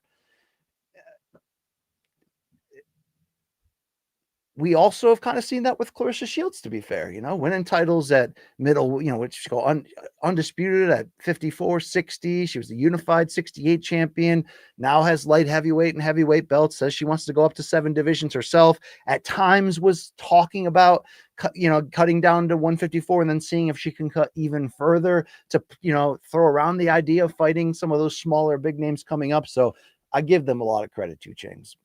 I'm interested in seeing this film too. There you go. That's what you got from me. The truth. Okay. That's all I got. Oh, Telvin's back. But this guy from Hawaii is back. Thank you for your support, Telvin. Where does Rachel Ostovich on that Hawaiian ranks? All right. So we left off with, all right, let's hit this the right way. Okay. 1 is Max Holloway. 2 is Telvin Kipapa. 3, Daz from Dead Wrong. 4, Governor Penn. 5, tattoo on Tati Kai Kamaka's chest. 6, the Pineapple Princess, McFarland. 7 is, you know what? Bobby Kingston have to go to 8. 7 is Rachel Ostovich. Why? Not for her UFC in cage or BKFC career. Not for anything you think I'm going to say that's inappropriate, but for that time on Dana White looking for a fight when the boss was out, why am I Cliffs? You're like, hey, BC, if you're going to do the live MK show in Hawaii to celebrate finally UFC Hawaii, and I do still think they need a new venue that would make the UFC be willing to, let's go to the Lava Shack. We do a live show from the Lava Shack. We might do a live show from YMI, from the fall. And at the end of the show, jump in the water to show people that Dana could have. Rachel Ostovich had the guts to do it. Then again, Dana's worth like a 500 million times more money than her. So he had to protect, I guess he had to protect himself, but whatever. I mean, would Matt Serra have done that? Yeah. I mean, you gotta say this. Fighters are a different breed and a different mentality. They're just different. They're just different people. They can be heroes, not just for one day, David Bowie. By the way, sneaky good Wallflowers cover on that, right? Right? No, I don't really mess with the Wallflowers outside of the landmark breakthrough Bringing Down the Horse album, of which I may be the only person who did see them in concert 3 times in the same week in 3 different states. It actually happened in 1997. They weren't that great live, too, to be very fair. Like, I'm nostalgic heavy right now on Bringing Down the Horse. You put that on, The Only Difference, 3 Marlenas. I mean, I'll be rocking a nostalgic buzz out on you. They were kind of average in concert in their prime. And I know there's some people out there that are like, oh, their debut album's kind of good, or this album afterwards. I'm not following them down that road as much as I'm willing to follow Matchbox 20 down that road, or Third Eye Blind. But there was a moment in time when all 3 hit us right in that damn feel hole and made us care. Was I alone in that? I don't know. Am I standing on the DC Jones Mountain all over again? And this guy, John Wayne Sunday, is going to tell me I'm standing alone? I don't know. Okay. All right. Great. Yeah. Nocita, what do you got for me? Saw them this year. Who are you talking about right here? Who are you talking about? The Wallflowers? Tell me, Luke Nocita. Are they, I mean, you know what I mean? I mean, Luke, why don't you just join the show right now, Luke Nocita? I mean, where are you at right now? Okay. I'll email you the link. I don't even know if you're out there, but if you are, great. But if you are, get on here. We got to talk about that. Okay. That's the only difference that I see. All right. Let's go back. Let's hit it hard here. Let's get into it. Let's go. This is Lazarus Complex. Thank you. Thank you, brother. Who has your favorite underrated fight resume? For a while, it really was RDA. And maybe as time has gone by, because his longevity is just ridiculous, even though he's not in prime form or even really a rejuvenated form right now. He's kind of playing up the string, but let's throw that asterisk out there. I don't know if it's culturally insensitive or not to say that on a live chat, but Brazilians are made different. They age differently than we do. They're incredible. They're incredible. It's the mentality. It really is. So like they could reinvent somebody at any point, somebody could turn into 40-year-old Glover Teixeira and do things. Okay. But RDA, man, it was like, it was like workmanlike for a while. And you're like, okay, he's tough, but and then he effed around and won the title. You know, where's he at right now? Let's talk about it. 40 years old. Current streak, lost 3 in a row and 4 of 5. So yeah, it's not been going good. Stopped twice in that run by Fiziev and most recently Jeff Neal in the first round. Yeah, it's not going great right now. But let's remember who this guy beat. All right. I know this is a very Luke Thomas move. Just call up Wikipedia and read it in order, like you're teaching out at a community college. You know what I mean? Like it's Good Will Hunting Part 2. You know what I'm saying?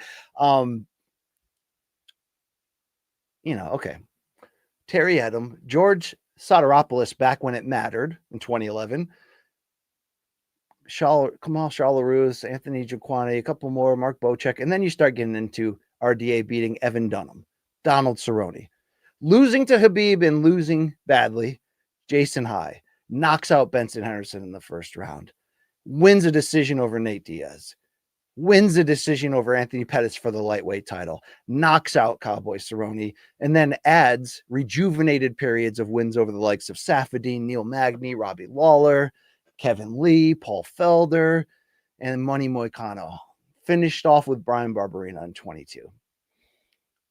Not first ballot Hall of Fame, but like I'd love to have that reputation. And there's some guys get there. Some guys have had like runs either at the title or with the title or around the title, but for the most part, we think of them as sort of like a mix between elite fighter for a stretch, but badass backbone action, fight anybody, won more than he lost, blood, sweat, and tears. He was the real thing. And I think at some point we want the real thing. It's why guys like Cowboy become heroes, right? There you go. So I'm going to pick RDA on there. Sneaky, great resume. Take that, Lazarus, okay? Is that the name of your band? I don't know.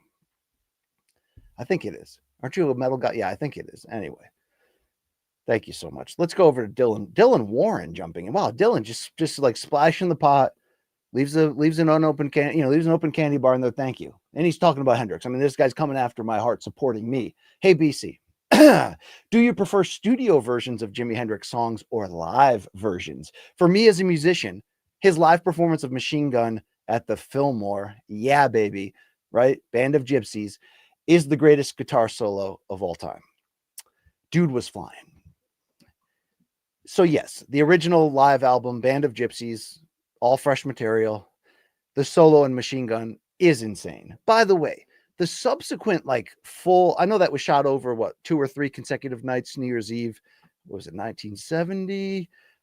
At the Fillmore East, became Band of Gypsies. Billy Cox, Jimmy's old service buddy on bass, Mitch Mitchell on drums. And as much as I love Noel Redding, he was a guitarist turned bassist. So in hindsight, his sort of weird rhythmic patterns are a lot of what made that particular power trio. And damn, I love power trios. Damn, you know what I mean? I love when I find out, when I didn't even know that somebody was a power trio. Oh my God, Long Island Luke is here. Long Island Luke, this is great. Oh, it really happened. All right, this is great. So Dylan, to close on you, I'm going to tell you this. I mastered Jimmy's studio records long before I got into his live, except for Band of Gypsies.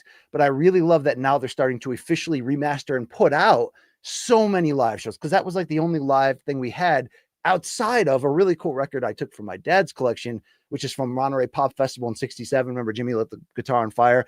Half of it is Jimmy, half of it is Otis Redding. Pretty interesting record. But I will say in hindsight, even though Jimmy can tear a new arsehole out of anybody live, he was sloppier and messier and unfocused a lot of the time live, particularly when playing the rhythm portions of the song and the choruses and all that would stretch out in the jams. In the studio, though, they never mailed it in a single second and innovated in every possible way. Machine Gun might be his best live solo. The best solo that he has is on Electric Ladyland, the cover of Albert King's "Come On, Let the Good Times Roll." Take the Pepsi challenge. You got it. All right, let's go. I'm happy that this man took the offer right here. Okay, there he is. Let's change it up. There we go. Let's get a zoom in. One card minute. You know him as the producer / director, by the way, of Morning Combat there every Monday and Friday. Long Island Luke Nocita, dude, you just happened to be taking part in my chat. I said, join me on here. Did you or did you not see the Wallflowers in concert? I did. I saw them in April. I thought they were pretty good live, man. To hear you say in the 90s that they weren't is kind of a bummer. Okay, but there is a difference between what are you trying to get out of live. If you're just trying to go hear your band, get a couple drinks, maybe some Molly tabs if you're into it. I don't really know how you get down. And, put a blanket down, it might not matter. But when I go to a live one, like I'm sure it happens to you too, you want to see the real craft. You want to see them take the songs off the record, expand, innovate, jam. And sometimes that's an unfair request, and you have to come to terms that you're not going to get that from certain bands. When I saw Kings of Leon live, when I saw them horribly, and when I saw them at their prime, they weren't going to jam out and change things up. But you got to give me something than playing essentially the one album that you're famous for in order, and it sounds exactly like the record. Doesn't that let you down? Yeah, I won't say it let me down, because Wallflowers definitely isn't a band that I know too extensively, where I'm like probably wouldn't even notice if they went off the song and did some jam or some shit. So it was more about just hearing the hits and shit like that. But dude, I thought Jacob Dylan's voice sounds great. I don't know. I thought they were pretty good. Yeah. That's good to hear. All right. Wow. People just jumping in on here. Telvin Kipapa from Hawaii joining the chat, supporting it. And he wants to know about, he's got a question for you, Long Island Luke. We're not done with the Wallflowers, by the way.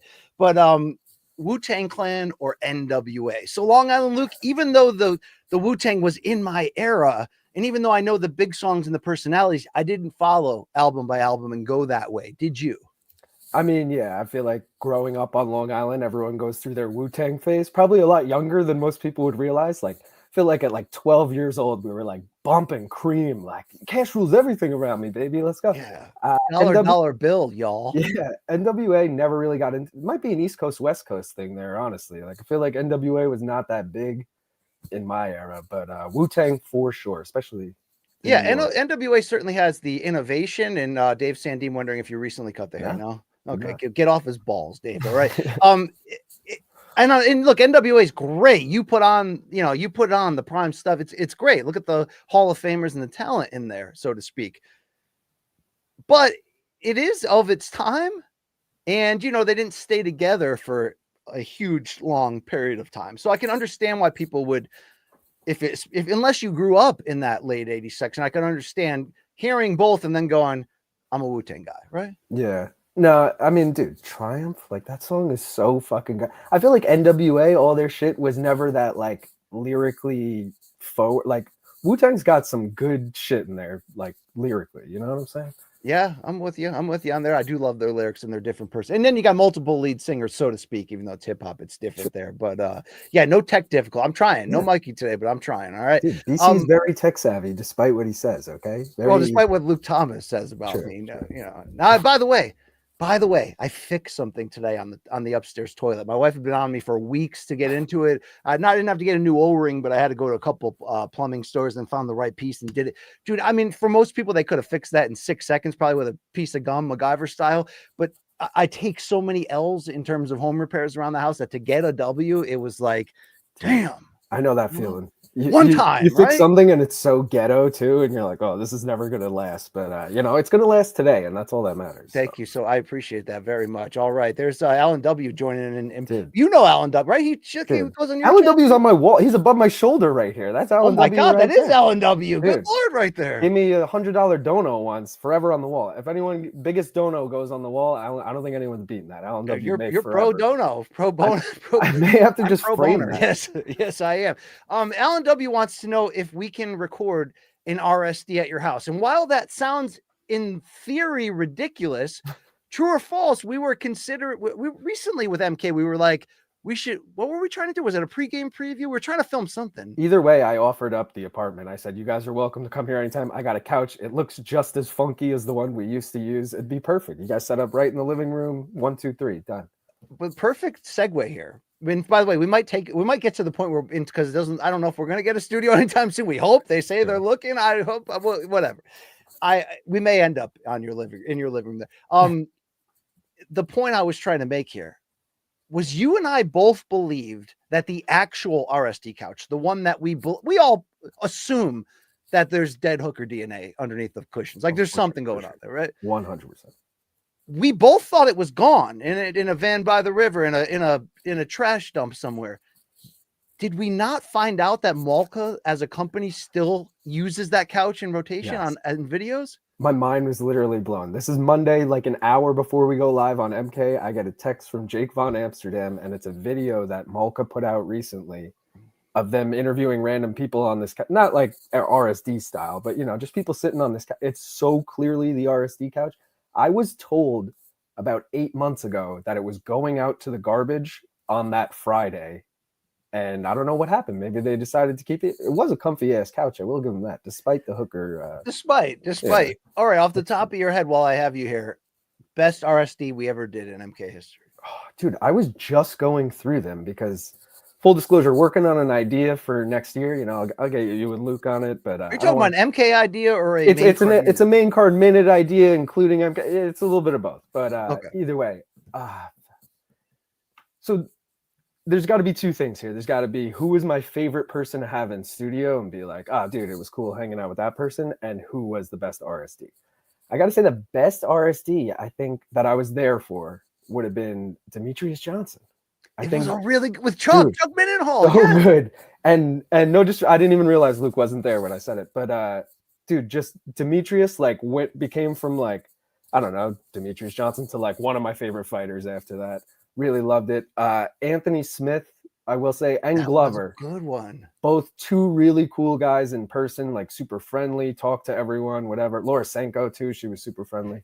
Some of those surprised me. They were really, really good. Okay, I got to say though, before we get too much further in there, Duran is correct. He is also on my wall. He was my first ever dono. He's a little smaller there, but Alan, who's Alan think is banging right now? I think we're going tip to tip. Oh my God, good Lord! All right, the ones we shot in London, it was Paul Craig and Arnold Allen back to back. We also did Michael Venom Page that same day, but and he was good, by the way. MVP was good, but some people believe that Allen and Craig might be our best one. Either or might be our best. Well, because the Arnold Allen one had some great stories come out of it, like his dad beating up the neighbor and shit like that. So also Paul Craig's one of those people who although hard to understand, if you do understand him, I feel like I'll just laugh at anything he says because he sounds funny when he talks. Yeah, dude, those were all great, but I was not there for any of those. So, they don't hit as hard. Just like the Ray Longo one. I missed that. The Long Island Actually, that might be the best one. Ray Longo was great. It's great. By the way, if another question, shout out to Two Changs coming in from Las Vegas here. Long Island Luke, are you a Cal or UNLV? What is it? What is this? I don't know. Those are definitely both colleges, but dude, sorry, Two Changs, I do not follow any college sports, but I do know what is it? University of Las Vegas, and then Cal is California, I guess. Yeah. Are they playing each other in something? I'll go UNLV because I've been to Vegas more times than I've been to Cal. All right, how about that? All right. Dave Sandine, by the way, people want more high court. If we can get our own space in 25, which again has been a routine conversation, then in theory we could recreate all of these. In theory, 100%. High court is a little more difficult just because you guys need to be able to stand and move around, and we did have nice graphics on the LED wall behind that. Pre-game preview we could post up anywhere. RSD we could post up anywhere. High court seems a little more we need a set. Well, look, people are starting to get used to you for a couple of minutes on the show, and they have things to say here. I don't know if you're prepared for this. I'm ready. Duran wants a piece from you, and then I was just waiting for someone. And then A-Dubs is I'll sprinkle. He's I'll sprinkle some resin on top of the pot. Okay, here we go. It's going. Wow, this is a main card minute exclusive on the BCX. Wow, there you go. Wow. Okay, there you go. What you came for. That was not a small one. Okay, they're never small. I pack them to the brim. All right. Wow. Wow. We'll get another one ready. Wow. Look into the dude that founded Berkeley. Okay, now we're going conspiracy theory. All right. Back to Wallflowers real quick. Yeah. Would you say though, whether it's hearing it in classic alternative rock radio or what have you, that you would say that Bringing Down the Horse, the notable 4 to 6 songs from that record, okay, maybe that's generous. Let's say 3 to 4. 3, yeah. That they stand up, that they are among the feel-good 90s alternative rock / pop landmark hits, right? Kind of One Headlight, Sixth Avenue Heartache. One Headlight did go through like a weird phase somewhere. It's been in a lot of commercials, and like I feel like people just kind of hear it from that, know it from that. But Sixth Avenue Heartache, great call, and Three Marlenas. Yeah, there's some good songs. I have a '90s playlist, and those are on it. You know, like if any song on that playlist I'll listen to. So if it's good enough for the playlist, it's good enough for me. All right. Would you say Pearl Jam is your favorite band of all time? 100%. How many shows have you seen? Four. No, okay. five. Sorry, 5. It's amazing that I've only seen them twice, 98 and 06. That's actually that's an indictment against me because the crazy thing is, as you know, they're incredible live, dude, and they get better every year and decade. Do they not? Like this is they not. Really do. I will say, not that I'm Pearl Jammed out. I would never say that, but they did just announce another U.S. tour, and like, you know, me and my girl, we've gone to Chicago to see them. Like, we normally like plan a trip around. Like, oh, they were going to like the worst cities, dude. They're going to like Pittsburgh, Raleigh, North Carolina. They're going to fucking Hollywood, Florida. I'm like, dude, I don't want to go to any of these places. So we did skip this leg of the tour, but I feel like at this point in my life, anytime they're on tour, I'm going to go if it's somewhere near me, especially. I got to get back out there and see them. I talk to, I hear you saying Wrigley or Fenway or whatever. Like they do big deals. They do these big things. You know what I'm saying? And you know what? Even though I don't flip backwards for their newer stuff, you told me to check out the most recent record, and it is pretty damn good and accessible. Dude, I love me some Backspacer. Yeah, hell yeah. 09. I would not say that's a complete album, but I would say that's got 4 or 5 of my favorite songs they've ever written on that record. Yeah, like there's something known is on that. That's a banger of a song. And Eddie always talks about every concert right before they play that, about how he came up with that song. And he's like super fucking hungover, doesn't know where he is, stumbles back to his hotel room, and the sun is creeping up, and he wrote that song, and it is a fucking banger of a song. Yeah, shout out to JP34 for being at the 20 year anniversary show at Alpine Valley. The album right there. Yeah, I saw Fish once at Alpine Valley there outside of Milwaukee, a great venue, by the way. Okay, there you go. In Milwaukee, so? Yeah, outside of there. Yeah, always Big Bad Bane's always feeling groovy over here. Alan W's got a 90s deep cut. Saved Tonight by Eagle Eye Cherry. It is a guilty pleasure. That is on my list too. I'm not gonna lie. I probably put it on the same level as Barely Breathing by Duncan Sheik. I'm not gonna lie, that's on there, but that's one of those ones where I'm like, do I put it on the playlist or do I keep it off? It's a little too like, I don't know, dude. But yeah. Yeah. Good stuff right there. All right, Long Island. Dude, I could talk to you for another 2 hours right here, but the people pay for my responses, so I got to get back to them. Thank you for joining. People can check out the Main Card Minute and see you on Friday's MK, I'm sure. That's true. We'll also be live for Usyk Fury 2, so you can join me for the watch long and then join BC right after for the post-fight reaction. Okay. Check out the Main Card Minute live on Saturday. So there you go. Thank you so much, Long Island Luke. Great stuff, man. Great stuff. What a guy. What a guy, just on the spot. See, that's what we got to do. We got to develop that system where, Saul's here today. We'll join the damn show, okay? Here's the link. Let's do it, all right? I guess maybe we just have to trust each other. But we're one pipe away from falling out of bounds, all right? That it happens. It does happen right there. What I was trying to say earlier on the Usyk Fury thing is main event probably around that dinner time, but on the East Coast. But I think it's like a 10:30 a.m. opening of the card, and I think there's 7 fights. There's no like main and prelim. I think there's 7 fights and then the main event. Is that going to really be a 8 or 9 hour card? Damn, it might be. All right, Dylan Warren. Let me close you out here. Let me get back to that quickly. So I'm late in getting into.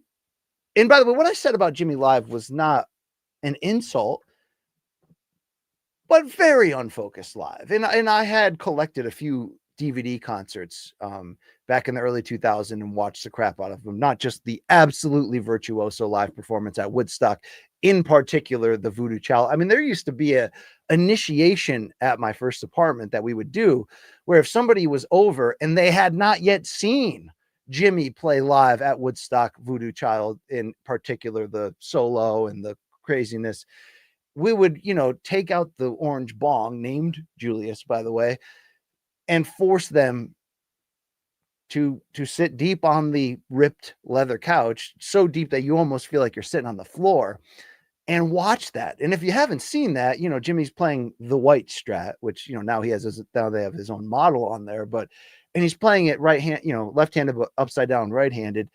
And he did things on the neck with his hands that I've almost never seen before, right? It's not Eddie tapping. It's like a full-on show performance. And obviously Jimmy and the theatrics from, playing behind his head with his teeth.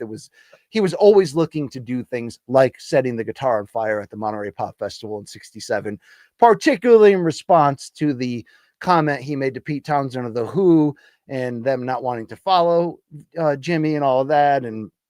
Or them wanting to go on last after Jimmy, and Jimmy walking back after setting the guitar on fire and going, top that. I mean, this, that whether that actually happened or not, it's like George Washington chopping down the tree. It's incredible.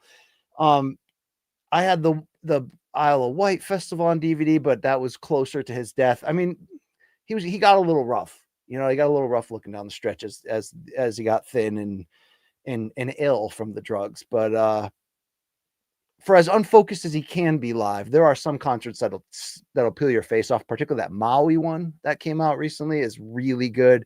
And he opens up a lot of the shows during that run with that freeform jazz improv song. What was it called? No Time or something similar to that. It goes almost into prog areas. I mean, that's the thing. Us being robbed of Jimmy's early death as not just a member, but maybe the face of the 27 Club in terms of great musical acts or lead singers that died at that age due to drugs.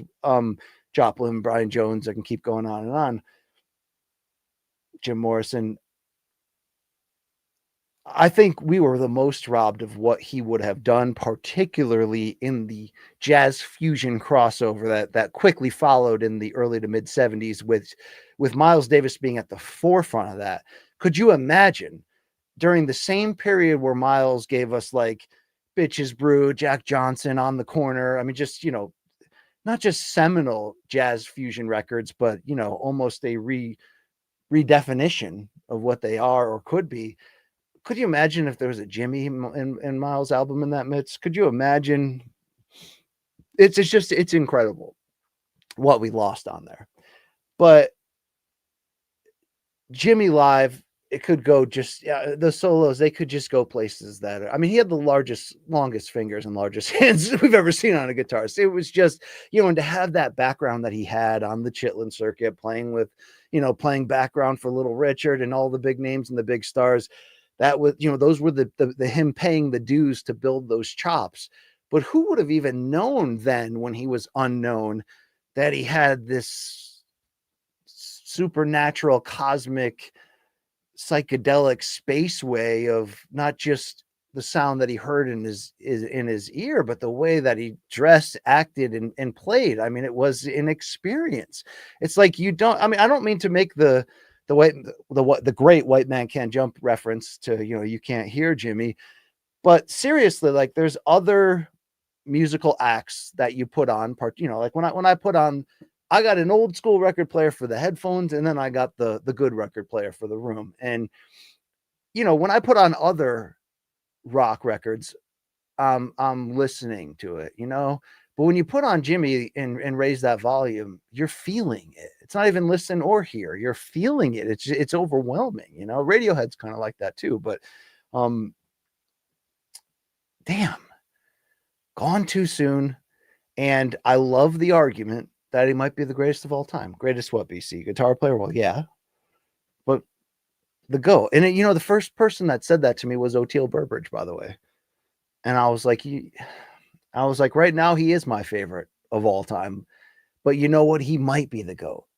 Sure. I mean, I've said that about the Beatles, Zeppelin, Dylan, Joni at one point. I mean, but Jimmy's just different, man. Really is. And, I obviously wish it didn't fall apart, but I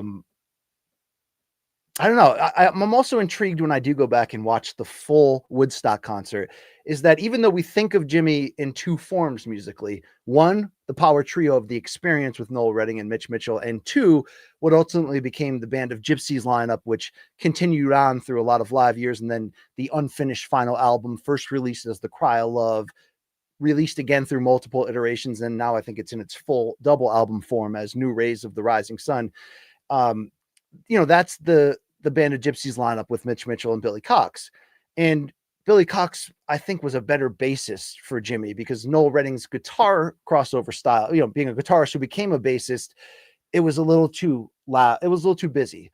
Billy just played solid foundational bass for Jimmy to then take it in a million places. Obviously, what made the experience so abrasively awesome and overwhelming was in that power trio. You had three, in my opinion, particularly Mitch Mitchell and Jimmy were just virtuo next level. You know what I mean? But Noel Redding was unique in his bass playing where it made such a chaotic, crazy sound.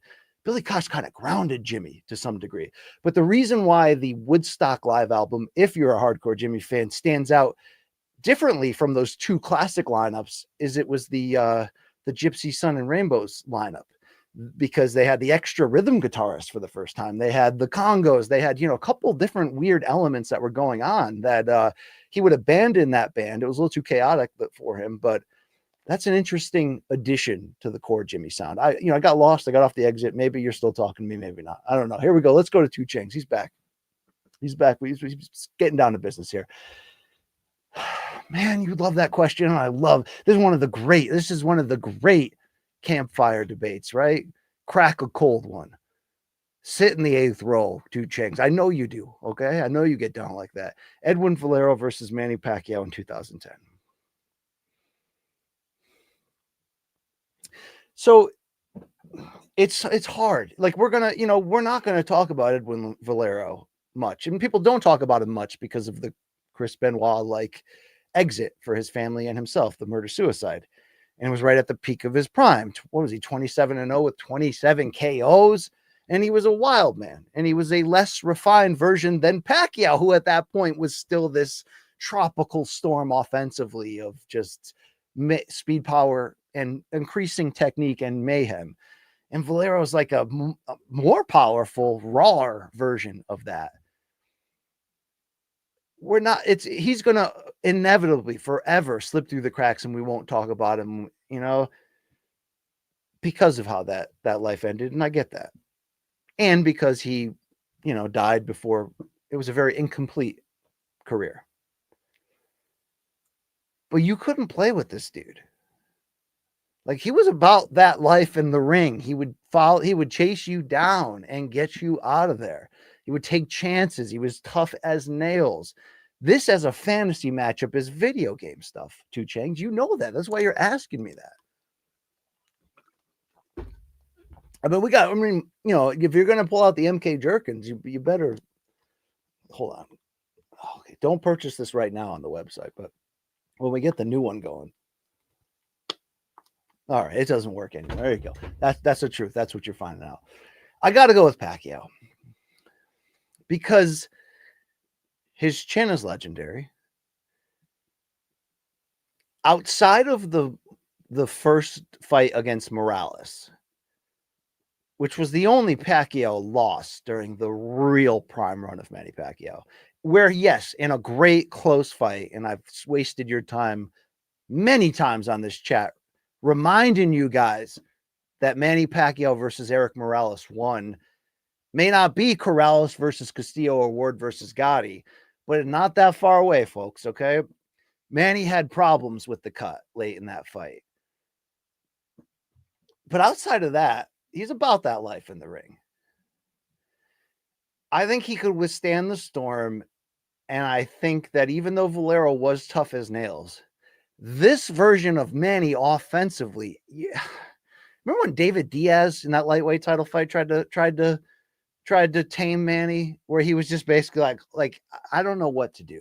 This is ridiculous. I'm trying, and I'm just Miguel Cotto to some degree out after the first 4 rounds of Miguel Cotto versus Manny Pacquiao, which was the Hagler Hearns and the welterweight division. It was on pace to be the best fight you ever saw, but even though Cotto lasted until the 12th round before he was stopped. Dude, you can't mess with that version of Pacquiao. You want to stand and trade with him, those combinations are going to find you. Can Valero have dealt with that? No one's effing with that version of me. Only my campeon. Only Morales in 05. I mean, he turned southpaw in the 12th round because his balls were that big, 2 Chains, and you know this, all right? That's why he deserves to be campioned. And I've campioned him on more than one occasion in public at Vegas casinos after hours, heavily intoxicated, telling him he had no business with one eye fighting Marcos Maidana life or death. No business at that point in his career. It was sad being ringside for the first fight at Barclays in 2012, when in the rematch with Danny Swift Garcia, when Garcia sent Morales, an old Morales who had failed multiple drug tests before that fight, yet they're like, yeah, we'll let him fight anyway. He said it was tainted beef. I mean, even Canelo didn't get that fight. He had to, wait for it to come back. He got spun around. He got hammered out. I mean, that Danny Garcia left hook too. Chu Chings, why doesn't people talk about that? The Danny Garcia left hook, which was a combination that began with a kind of a wasted right hand to the body to get the guard to move, and then that looping left hand. One of the gnarliest knockouts I've ever seen ringside was that insanely bad 2014 rematch against Rod Salka. And I mean, Rod was, wasn't a defensive marvel anyway, right? Rod would go on to wear the brick colored trunks in the cage as he was supporting Donald Trump's want to build the wall. It was boxing's a wild area, all right? But Salka was just getting set up, and I mean, Danny was teeing off with that left hook, and it looked like it was getting close to a murder happening. And I remember Paul Spatty was in Salka's corner, wearing, by the way, sweatpants and a sweatshirt, and he had the Brian Bosworth shavings in the side of his head. I mean, that's that is just that's among the best things I've ever seen.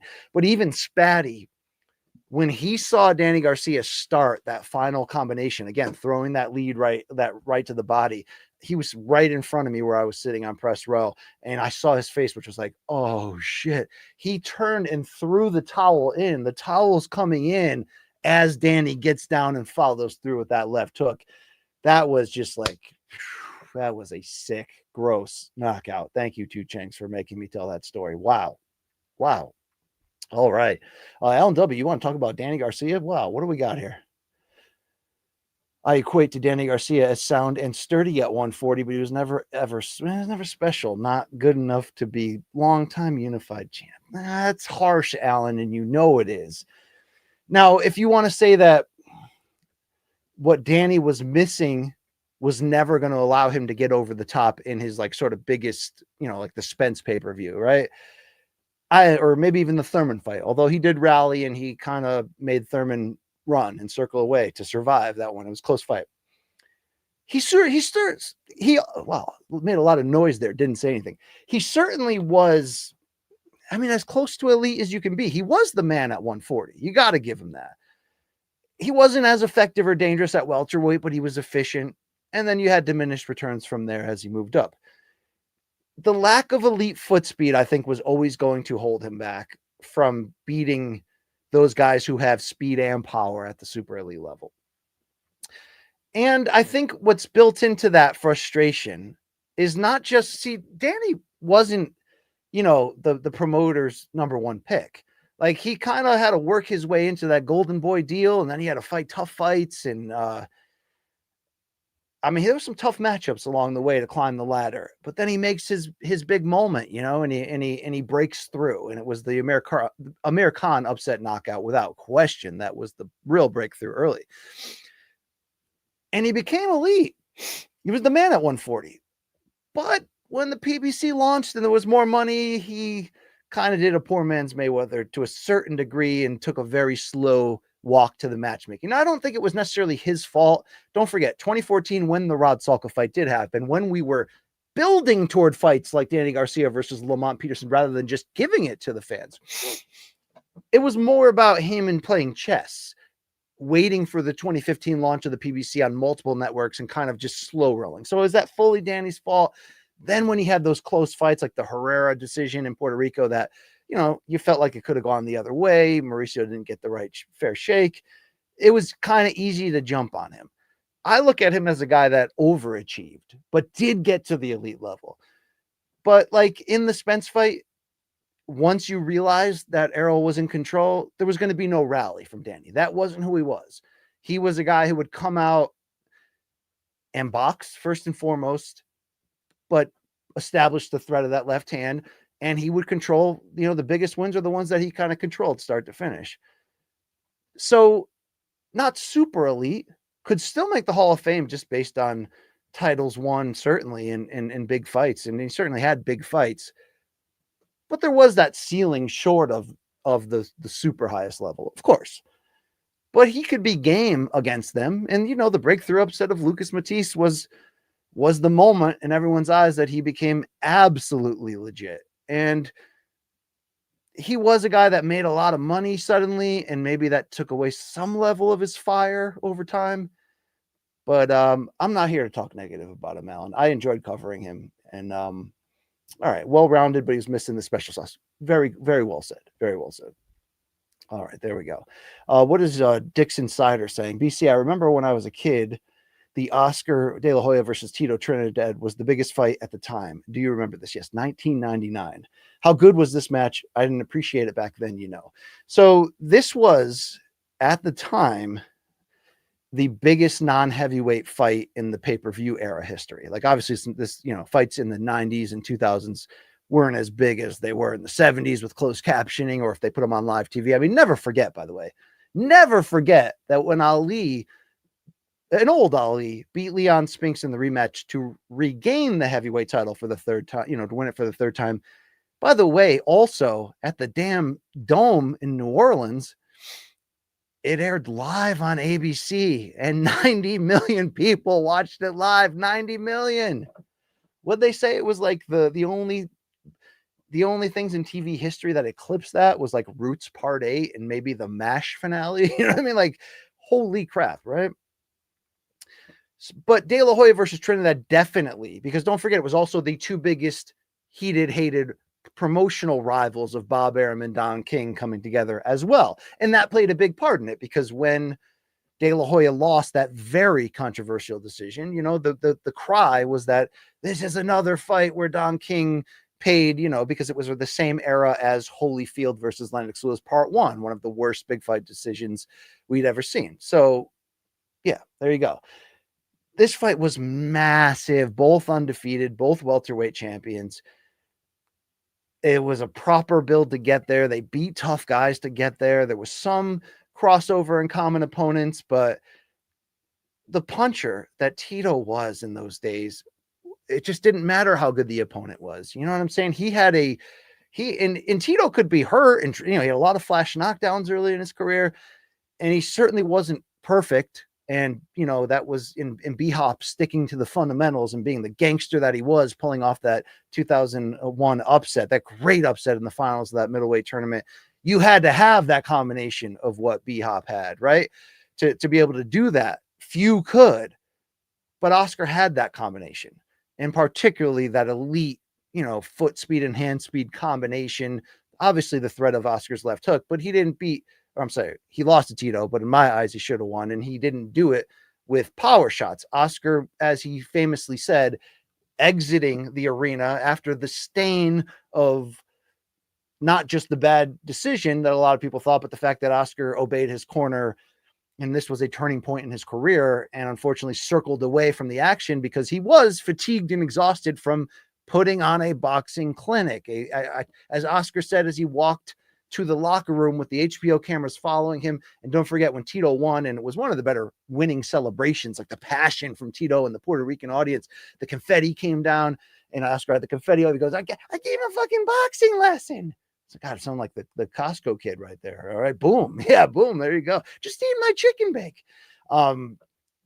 Unfortunately, the fight actually was a dud, because you expected to see, okay, I've seen Oscar against Ike Quartey at this level, and he won that because he got off the deck and showed us balls and leaned on that left hook in round 12 to get that knockdown. I mean, don't you ever forget what a badass Oscar De La Hoya was. Don't you ever forget that. And if you need a reminder, watch the Ike Quartey fight right now. Pause this. Did you pause it? Did you?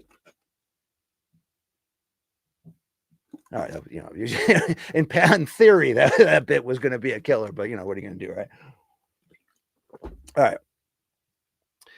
It didn't give you the action that you wanted. We wanted to see Oscar be boxer puncher and deal with Trinidad, and unfortunately, we didn't, and that killed the entertainment value. But you also saw Oscar do what he said he did. He gave him a boxing lesson for 9 rounds. His movement was brilliant. Just enough offense, but the constant stop start, the constant circling, he rewired Tito's left hook assassin brain where he just couldn't catch up with Oscar. He couldn't do it. So, Alan jumping in. Appreciate you, Alan. Tito was a weight bully and bad balance. I said it.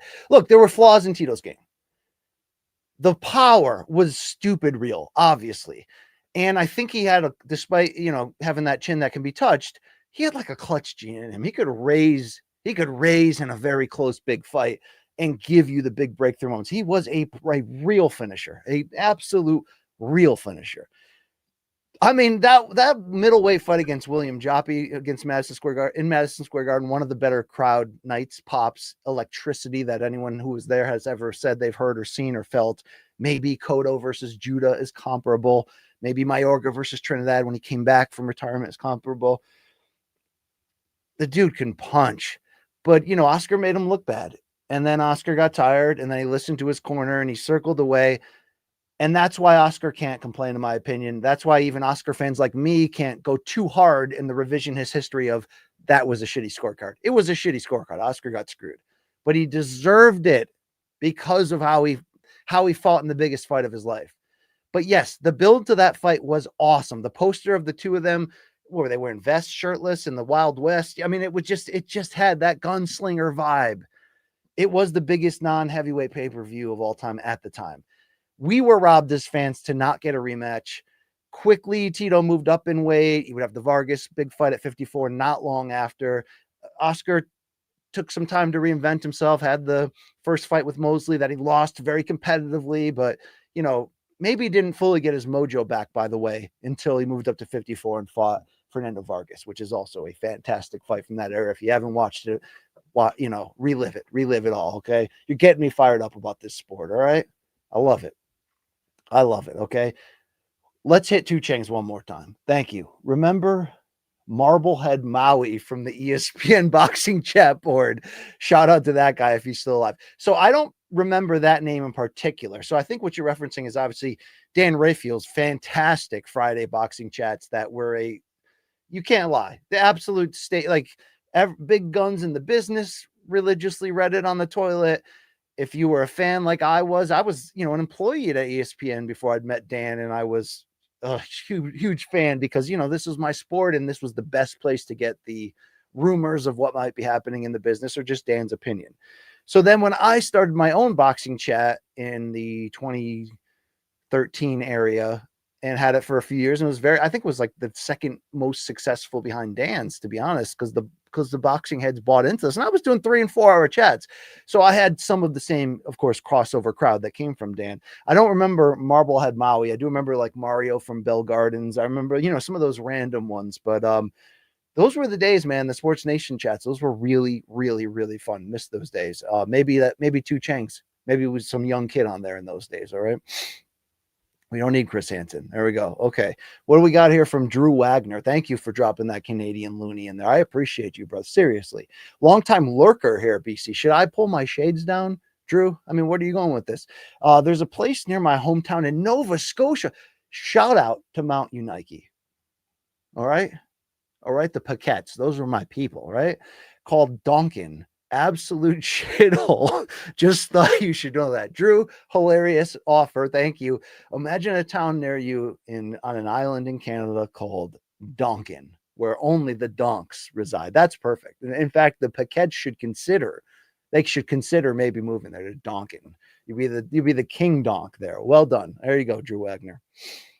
Gold star for you. All right. We've got so many great people here. Jay sliding in. Is that you? Is that Jay Aaron or Jay Allen? Who is it right here? Shout out to Jay. All right. What up, BC? Thoughts on the career? And by the way, Jay, thanks for supporting this chat.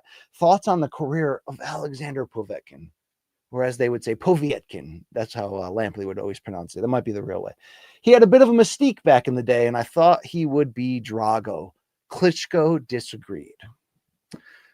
Yeah, so he got pretty high and pretty far. You know what I mean? Like, whether it was the Klitschko fight, the Joshua fight, I mean, he was able to reinvent himself, the knockout of Dillian White, and of course, the payback. But he never quite got over that hump. He was a secondary WBA champion for seemingly ever, which kind of makes you a heavyweight champion from this era, but obviously it's a second belt in the same sanctioning body. It's all bullshit, right?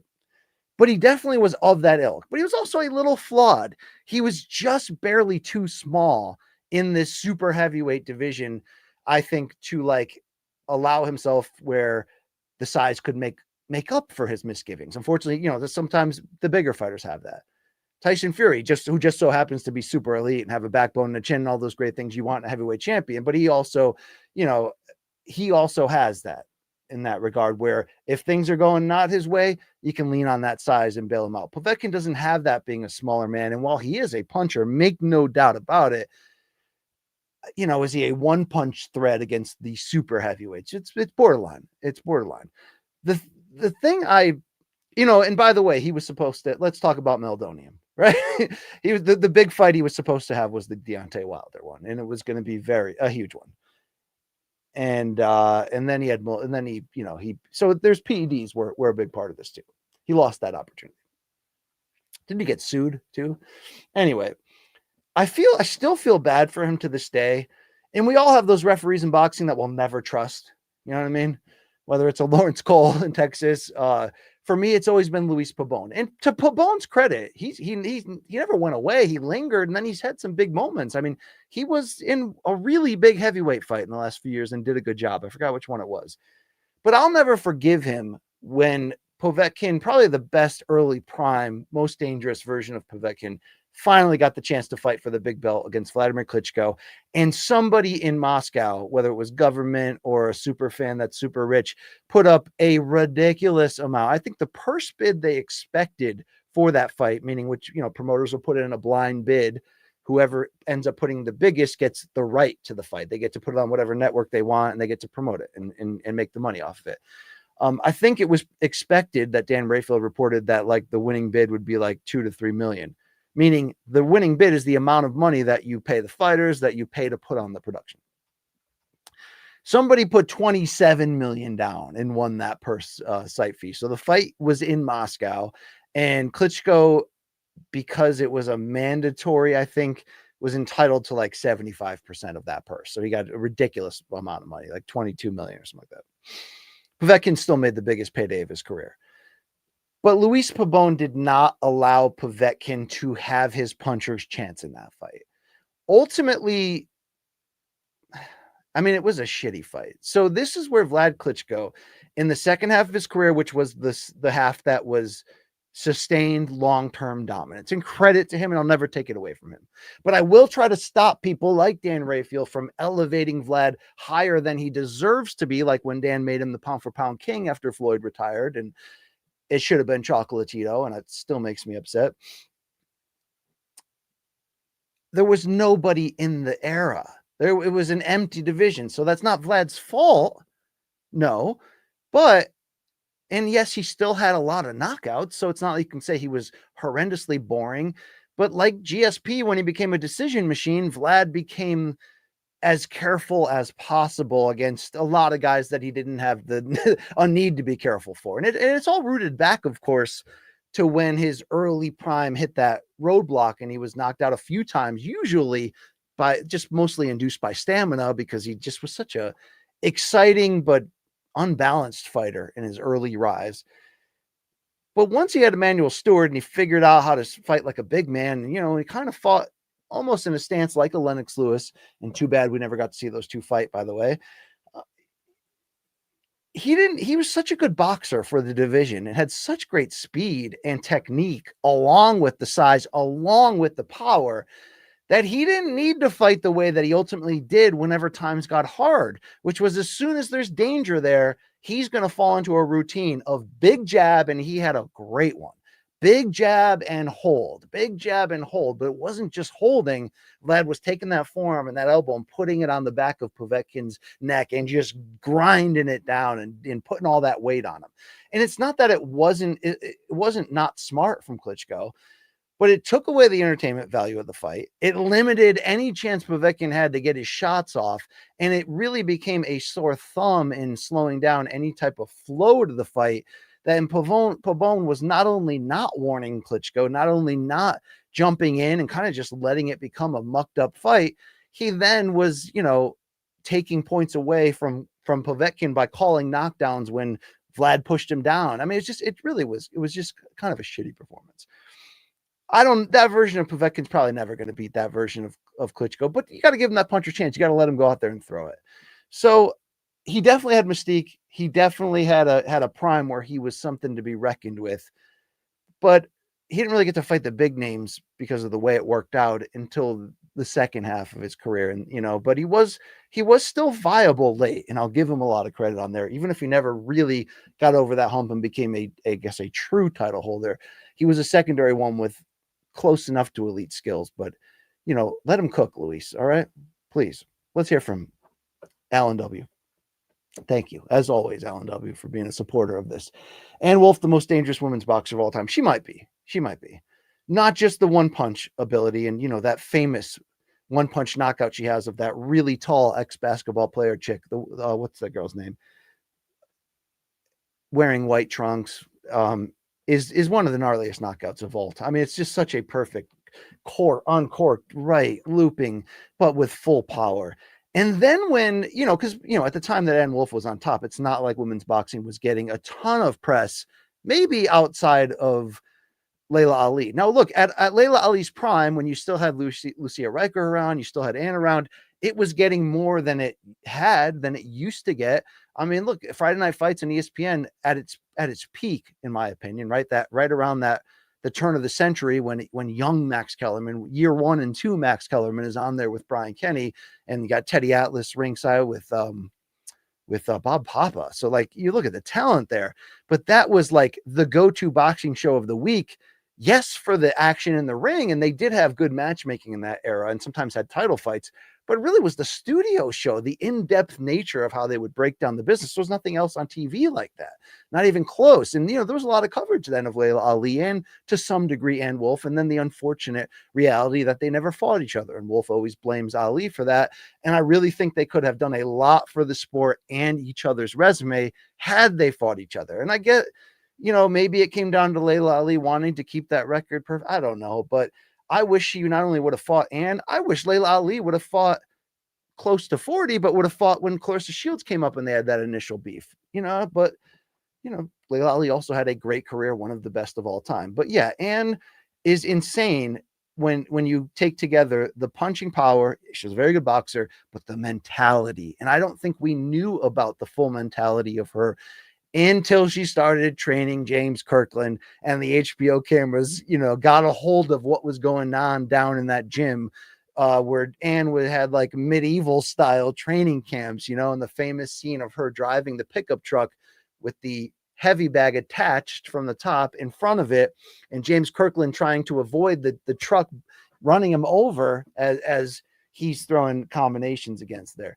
She was an awesome trainer, a brutal one, had great sound bites, and trained Kirkland into a beast that no one else could reproduce, only her, because of the ridiculousness of the training. So her Hall of Fame resume, I think, is also, you got to bump in there some of the pioneering nature of her being, for a short period, a named trainer in this game, and a damn good one. Definitely had her style. It's old school. She's she's an intriguing human being. Like I when they used to have the cameras and follow her around, it was prime boxing TV. There's no question about it. Man, I miss those days. Maybe, I mean, we're always talking about the past, right? It's always about it was better then or whatever. 90s NBA compared to now. I'll fight that battle with you. And it's easy to definitely say like late 90s HBO or the mid 2000s with the featherweights and Pacquiao and Barrera and Morales and all them. And I mean, those are just damn golden eras. The Mayweather and Pacquiao, build to get to them fighting. Those were great times. we're still having some pretty great times now for sure. I wonder if the totality of it, that we will look back on the Turkey, the Saudi era and be very, thanks, Reg. Hey, Reg is here, and be very complimentary in that same way. You know, sometimes you don't know what you actually have until it's gone. We still have a lot of BS though that we maybe didn't have as much of in the 90s, or maybe we just forget the BS that we did have in the 90s, the scandals, the Don King situations, the crazy scorecards. You know, Reggie Jackson Campbell is here. Yeah, tell him. I mean, Mike Bit Evander's Eric, come on, you're okay, right? The thing about Reg is he'll just do what he wants. I mean, that's the thing. He's got, you know, he's Alan, he's not looking to please you or me, okay? Yeah, but he's a good boy. I mean, he's a really good boy. You know, and if we got hit by the bombs right now, him and I have each other forever, okay? We're gonna survive. Us and the cockroaches. There we go. All good. All good. All right. All right. Anybody still here? I'm hanging in with you. We're hanging in. We're fighting the good fight. Reggie does have the voice of an angel. He does have a pretty sweet voice. He's the king of the non-vocal cry.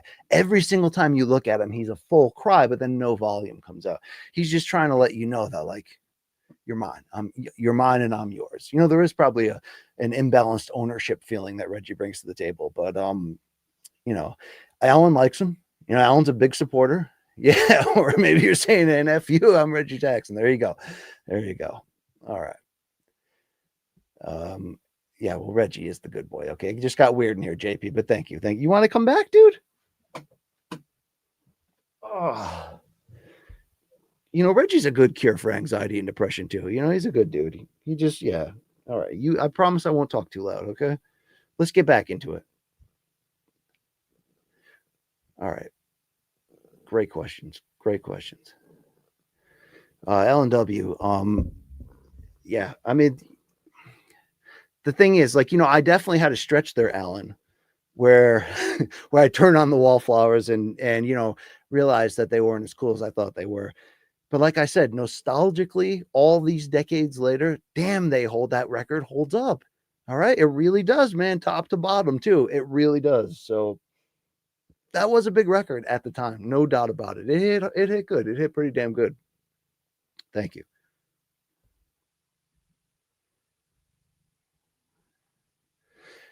All right, Telvin jumping in here from Hawaii. Higher female body count. You want a champion appear? Okay, Telvin. This is, you know, what are we doing? What are we doing here? Where are we going with it? What water, Telvin? Okay, I think you just lost the spot to Kai Kameka's pecs. Okay, wow, there you go.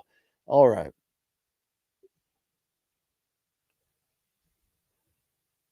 Dave Sandine back at it. Appreciate the support of the channel. If you had to come up with fun, unique category for an annual MMA award show, what would it be? You know, we definitely, as every podcast does or website, you know, done a million of these over the years in all three lanes of combat, you know, wrestling, MMA, and boxing. And it can get lame, certainly, that we all have sort of the same core categories, but I still pop for it. I still like to look at a year in the sport, whether it's boxing or MMA, as sort of a, you know, a calendar year, like we do like an NBA season, you know, who had the best year, who's the fighters of the year. You know, it matters to me that you sort of, you know, take control of the sport, some of these stars for short periods. And you look back on certain years, you know, if I hear like 2004, I'm like, oh, that was, you know, Antonio Tarver and Glenn Johnson's breakout year. You know, that whole, I'll never forget when, what was his name? Baldomir was the fighter of the year. I mean, you know, sometimes it can come out of nowhere there, but fun categories. I like to leave my categories more toward the weird stuff. You know what I mean? And certainly from boxing Twitter to just everything in mixed martial arts these days, post-fight interviews, there's a lot of great weird moments. It used to show up all the time and have you seen this shit, but we are getting hammered out by YouTube claims lately, as unfortunately, frustratingly, you guys have probably noticed when fights just disappear. I'm wondering if we're at the point here, whether it be the main show or have you seen this where we just can't do fight highlights of any kind anymore, even when it's coming directly from said promotion or networks, you know, social media account. Reg, you out of here, bud? Go for it. Go for it. There you all right. Reg, he's gonna do what he does. That's what it is. So yeah, you know, tweet of the year, call out of the year. I certainly can get down with stuff like that. We maybe stay too much in the lane of fighter of the year, fight of the year, KO of the year, sub of the year. I do like, the idea of, okay, where are we doing here? The idea of like, which the World MMA Awards do, which is things like broadcaster of the year, journalist of the year, coach of the year, team of, gym of the year, strength trainer, all that. But I think the biggest problem with the World MMA Awards, although I actually, really like the ceremony's wild. It is MMA prom when you show up. You saw that if you might have watched it anyway regularly, but if not, when you saw that in the MK documentary when we won it, they got some weird, wild D-list acts in terms of musicians and acrobats. I mean, Chael's comedy is hilarious, cutthroat. There's some real low-level D-list presenters, but it is kind of fun and weird. Like you're on like, I always get the vibes like when I'm watching Total Recall, and you remember the bar, the one with the 3 boobs, great bar, great bar. I get that vibe, like it's like you're not only on the moon, we're on the wrong side of the moon right now. We're in the cantina, baby. Okay, this is Mos Eisley. But the problem with that awards, or any awards of its ilk that doesn't look at it the same way as the calendar thing, I think they do like April to April or May to May or spring to spring, where it's not a traditional in line with how we look at it. It's confusing. It's unnecessary. Yeah, there's my 2 cents on that. But they do have it at the end of the year, yet it awards people things for things that happened the year before. So there's my 2 cents. Thanks for playing, Dave. Thank you very much. All right.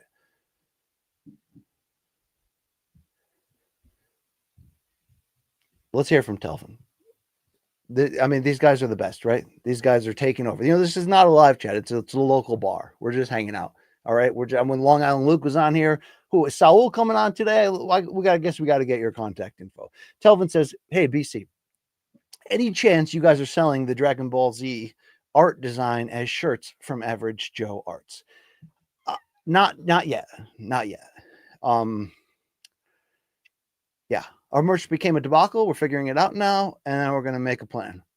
And I apologize for that. And I thought end of discussion. But Average Joe is ready in the bullpen. Let's bring in the righty. He's ready for when we're ready. And when we get that going, you're damn right. We're going to be talking to Average Joe. And I think he even gave that design to us. That dude is rock solid. I love me some Average Joe. I'm going to get him on the channel. We'll talk to Average Joe Art. Great dude. There you go. Telvin.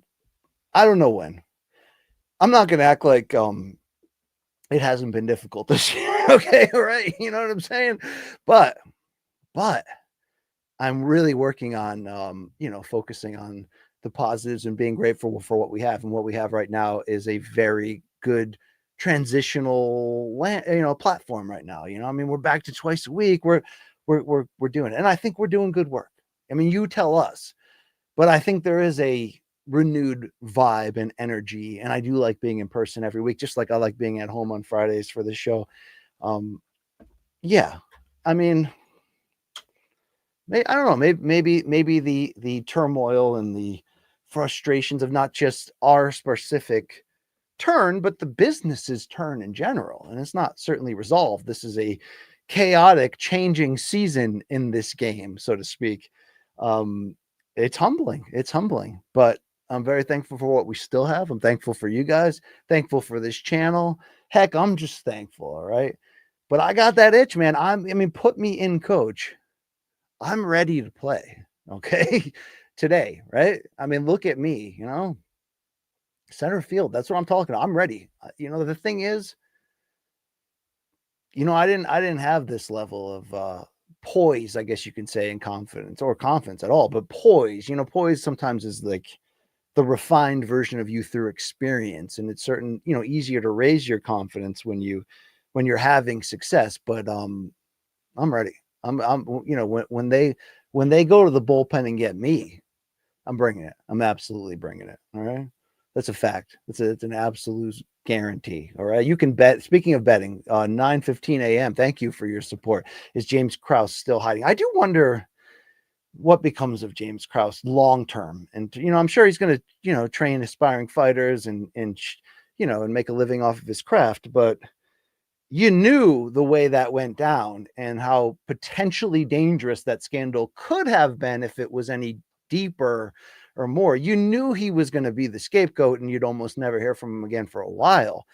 But time does have a way of changing things or healing things or whatever. Will we ever see him again at a high level? I don't know. But I would understand why we don't hear a lot from him right now. You know, that was tough. It's not like he was innocent, but you know, it's like, was he the only one? Was he really the ringleader? I don't know. I don't really know the situation, but it was a wild time. And in the DraftKings betting era, it's that's a dangerous play there. And they swept it up and sprayed the air freshener, right? No one talks about it anymore except for on this chat. That's what I'm talking about. Okay. And you know who's back? My guy, Saul. That's my guy right there. All right. Saul says, "Thank you for the support as always, Saul. You're free to stay from here on out. Okay. Thank you for the merch sales. I listened to Electric Ladyland," he said, "for the first time front to back. You mother effer, Saul. You got to lead with that. Electric Ladyland, the third record by the Jimi Hendrix Experience, 1968 double album, is not just the pinnacle of Jimmy's art, it's the greatest record in rock history. I mean, that, you know, you want to prove me, you got to, you take the test. No, if you really love and appreciate Jimmy, it's the most pure Jimmy of any of the three records, maybe not counting or maybe including Band of Gypsies too, which was obviously a live record, but it was fresh new material. It is the best part about this record. Well, the worst part was the amount of money he wasted on studio time just partying with whoever walked in off the street. But the best part from our eardrum standpoint is the great Chaz Chandler, bassist of the Animals, Jimmy's manager. This was the album that broke him, where he quit. He's like, you know, you finish on your own. You know, once he realized that not only was Jimmy not going to be about the 3-minute pop song anymore, he was going to do it his way. And that was sometimes partying for 6 nights in a row, you know, and not recording, or that was having a sort of like, you know, I always lament and say, we never got the Jimmy Jazz album. We never got the Jazz Fusion crossover. We never got what have you. And, you know, the great old timers will remind me, Rick Phillips, former Showtime's Showbox director, great man. One of those older gentlemen that, like, I'll talk his face off because he lived it. He went to all of these concerts in the late 60s and 70s. He went to Watkins Glen. You know, he went to, you know, he was of age in the Woodstock. He went to Woodstock. I mean, it's just insane. He was like, Brian, we did get the Jazz album. It was Electric Ladyland. And it's just such a poetic art statement sonically, where the second album, Axis Bold as Love, in my opinion, that's the Dylan album. That's where Jimmy's obsession with Dylan just, he basically tried to write Blonde on Blonde. Lyrically, it's that's peak Jimmy. But Electric Ladyland, Saul, is when he got, you know, loose in turn 4, like Dale Sr., you know what I mean?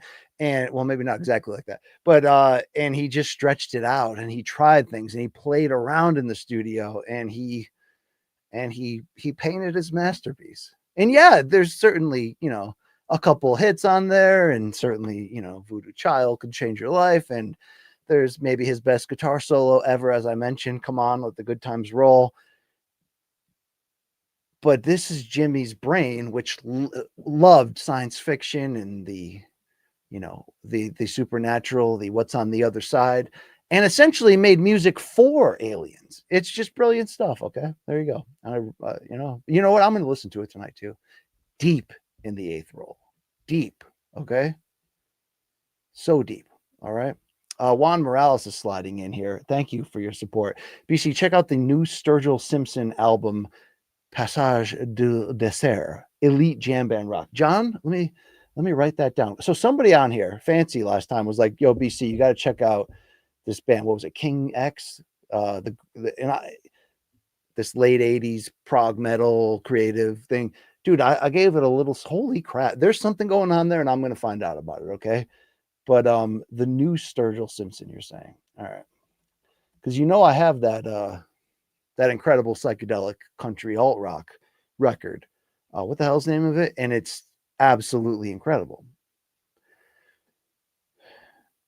I recently watched a Sturgill like hour live, one of those immaculately shot, perfect live sets, and at some festival. And yeah, the dude is he can hear Jimmy. There's no question about it. Juan, thank you for you do have to celebrate, protect the people, the shamans in your life that'll introduce you to life changing music. Okay.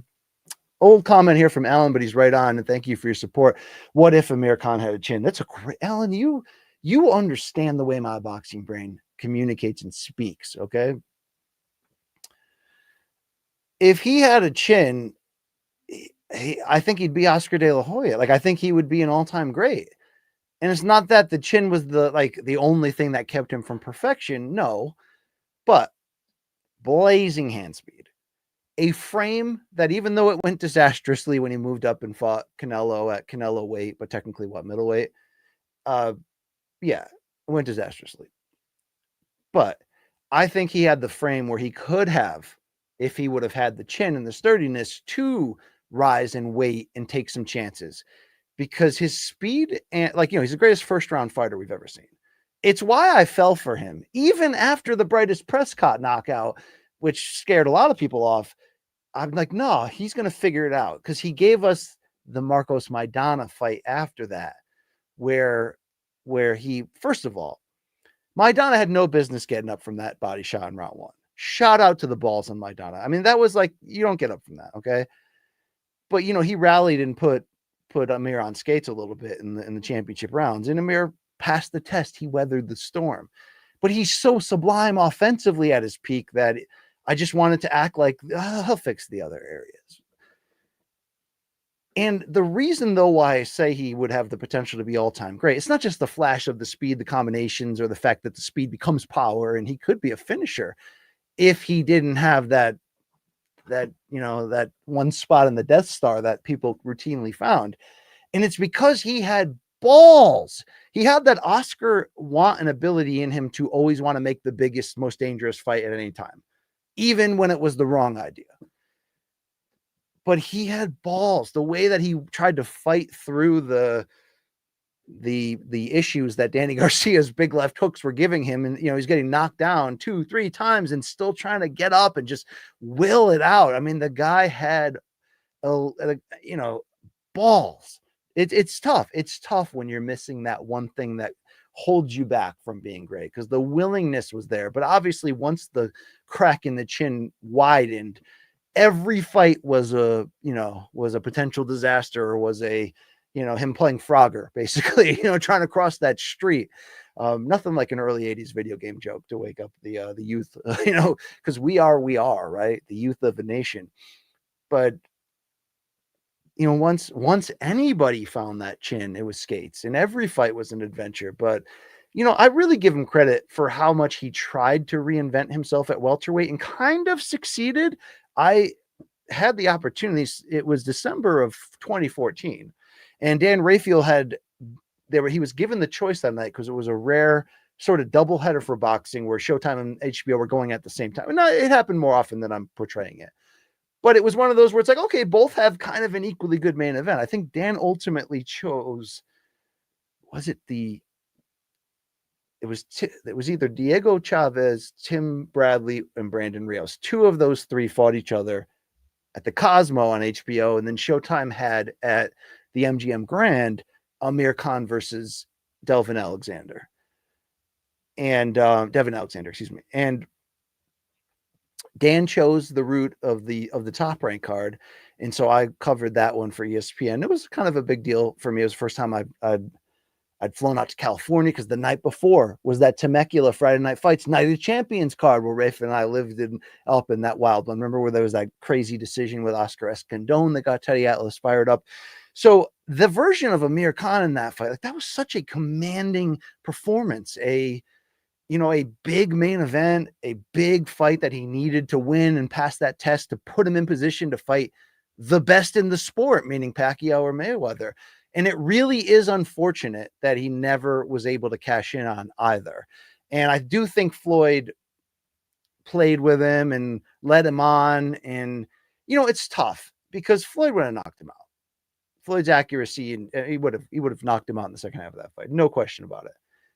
But Floyd would have had to deal with that ridiculous length and hand speed. I mean, it would have been fun to see Prime Khan get the opportunity. It never happened. And then the Pacquiao fight, for a while, the problem was they had the same trainer in Freddie Roach. But then it became where, before Saudi Arabia became boxing's home, it was Bob Arum telling the media that there's some guy in the Middle East that's going to give, ridiculous millions, and you're going to see that fight. And we never did. And then Khan fall down to a level where he couldn't sustain. And it was tough. It was tough to see because the kid had balls. He's not a kid, but we hate when grown men call the grown men kids, and we should hate that. It's a Dana White move. No, it's lame. But damn, man, like he had almost everything else. He really did. I know he's a little corny. I know there was the weird Anthony Joshua incident. I know there was the weird masturbation video. Okay, we'll stop. We'll stop right there. All right. Okay. Yeah. All right. Telvin Keepop is sliding right back in. Great question. Because I bought the One Love Marley hat in Jamaica. It was a great midlife crisis moment. And now that, that hat is iconic. It has made me iconic when I wear it. All right. But yes, I loved Bob Marley like everyone else. How could you not? Since the 90s. But it really only was the last 2 years that I went album by album. And obviously, if you've taken that journey, you only grow to love the man even more in the great band around him, for sure. So I love all the hits. I love the more great songs I'm finding on these records that I hadn't heard, regularly rotated on radio. Kaya, not only the album, but that track is among my favorite. But Redemption Song is the chef's kiss of the man's career, particularly that acoustic live version that has become almost the official. It's rare in popular music when a live version of a studio track becomes the definitive version that everybody knows. And this is that. It's so poetic lyrically and has a purpose and has a, and there was activism to what Bob was singing about and writing lyrics about. It wasn't always just about vacation, loose, peace, don't worry about anything. It was a complicated gentleman. And I still haven't seen the biopic yet, but I will. Soon. I will soon. Okay. But yeah, I mean, it's such perfect, timeless music that has such a place in a lot of our lives, even though I don't think a lot of us think of him as sort of a lead artist that has defined our time as listeners. Sometimes he gets devalued when you lump him in as is only when I go to the Caribbean or it's cruise music. No, it's much more than that. It's good vibes. It's mental health positive music. There's no question about it. And as Banana Clipper often says, yeah, Telvin, thank you for that one. But I was talking about Banana Clipper. Shout out to well, you get that when you bring Long Island Luke on, and I certainly love that. I mean, what a song, Telvin. You know what I'm talking about here. All right. And POD references for days, Dave. Okay, for days. All right. I mean, that one record was good. That one album was decent for its time. It's the worst time in the history of rock and roll. Will we hold that against them? No, but all right. Ben Badge, dude, I'm usually like, I'm not closing shop until Ben Badge gets here. Okay. What are your Eubanks Jr. Nigel Benn prediction? What does the future of welter look like? Thoughts on Brian Norman Jr.? What fights between you? Wow, look at this. He's going deep here. Okay. All right. It is an interesting matchup. It depends, ultimately on the weight and can Eubanks make it.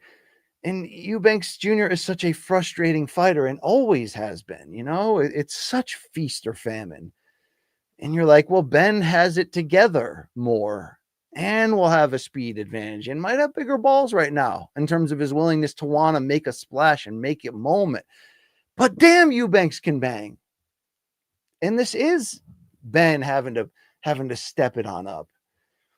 I still want to side with the younger, hungrier, more skilled guy ultimately, but he's going to have to walk through it. But I'm leaning Ben at the moment. Okay.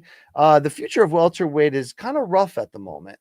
I am hoping though, if Boots can stay here, and it seems like he's going to give it a try to unify or try to get big fights here. And obviously the Teofimo fight is massive, and I hope it. God, I hope it happens. Damn, I hope it. I mean, just you know what I mean. Just damn, right, Ben.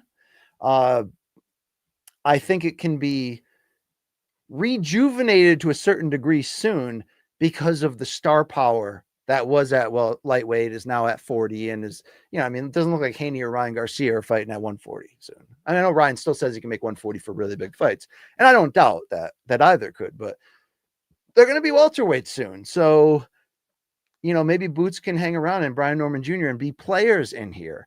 Brian Norman Jr., I expected not to be as good as he actually is. I just thought, you know what I mean? It's like, oh, you hear this hype and then you sit and you watch him and you're like, this kid's got potential. This kid's got a backbone. There's certainly some things to like.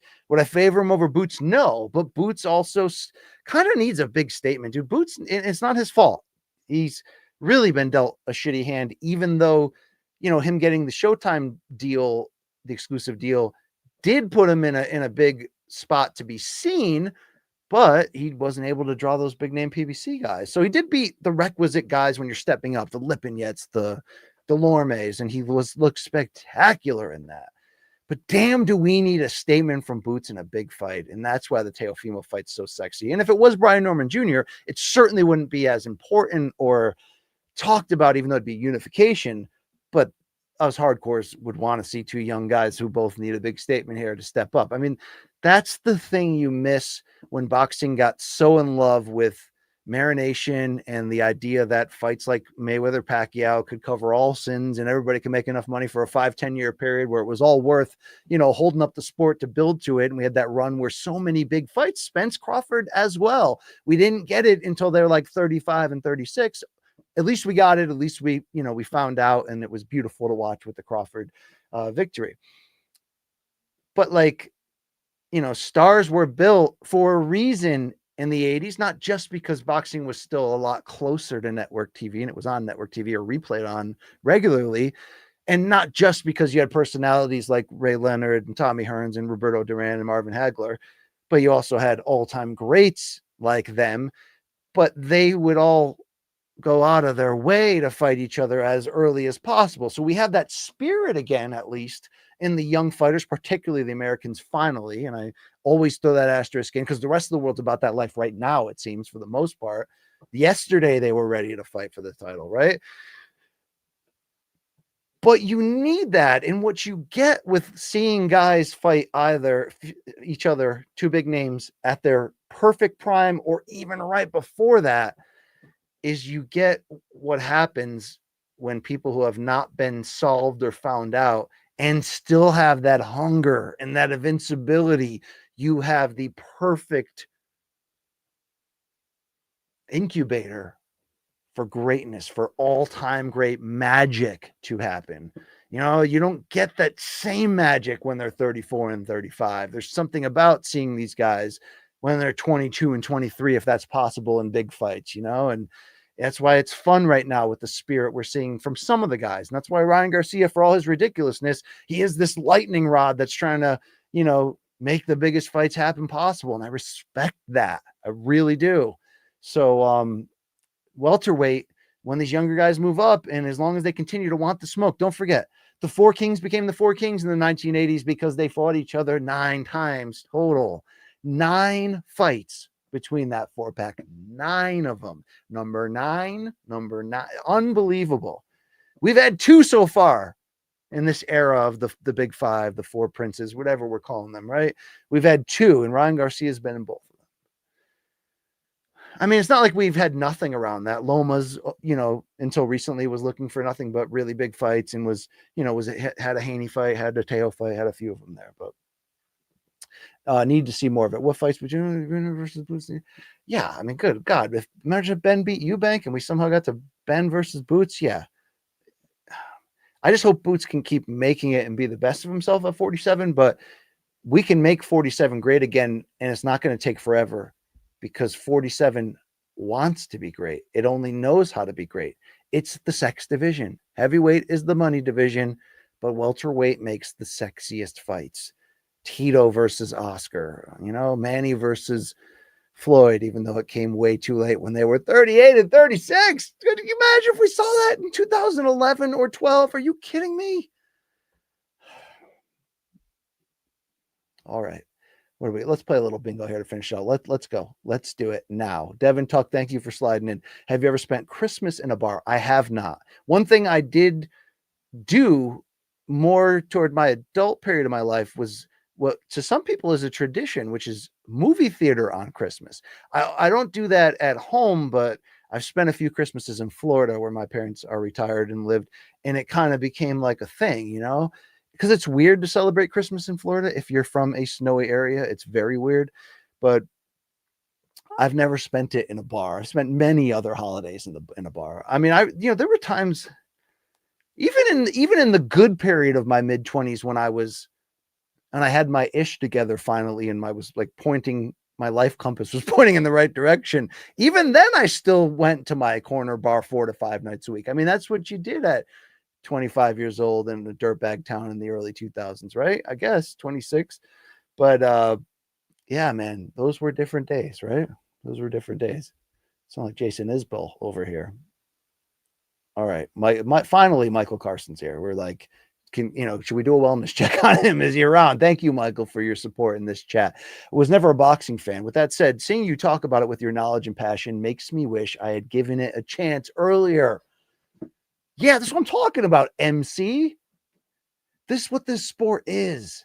It's an addiction and a disease. And once you allow it to pierce your skin, Michael Carson, you will never be the same. And it will take your time, your money, your patience, your dignity, and maybe even your soul if you let it.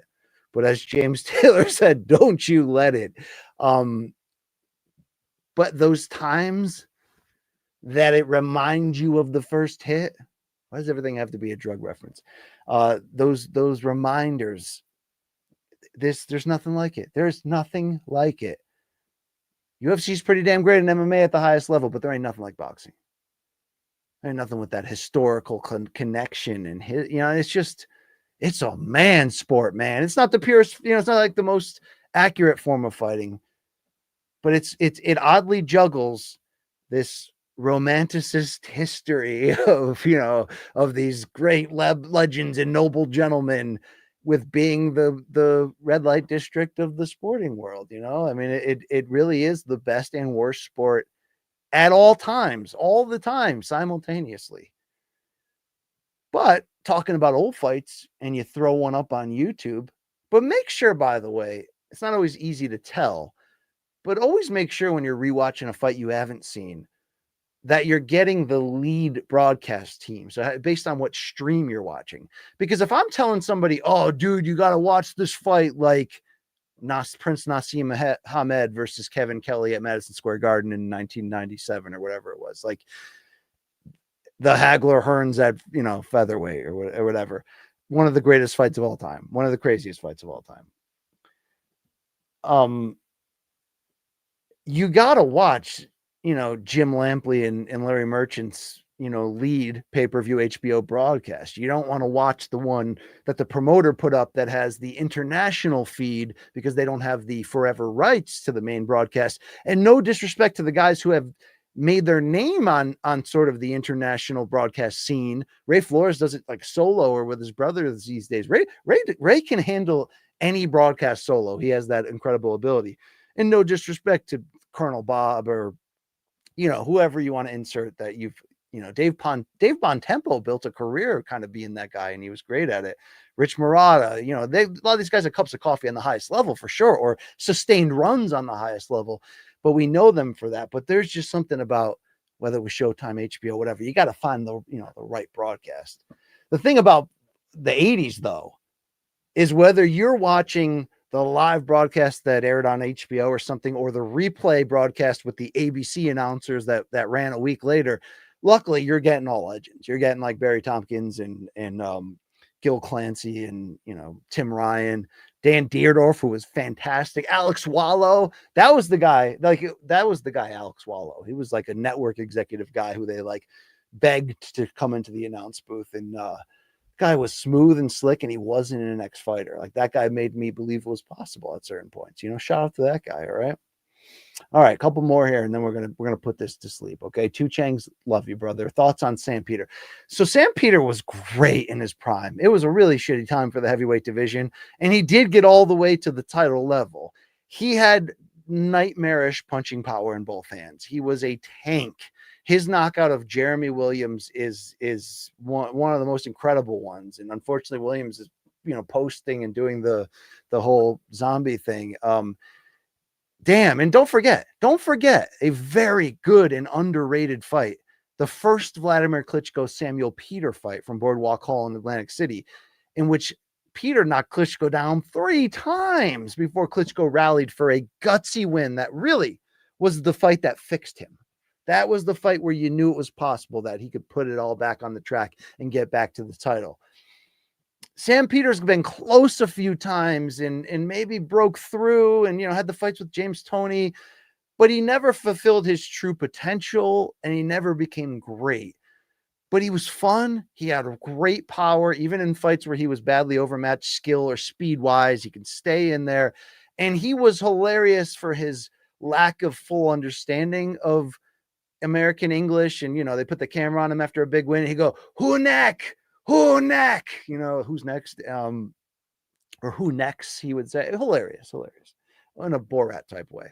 The dude could thump. The dude can absolutely bang. And he lingered too long and resurfaced. And I think he fought somewhat recently. I hope not. But there was that prime version. He could box a little. And he was game and he was tough.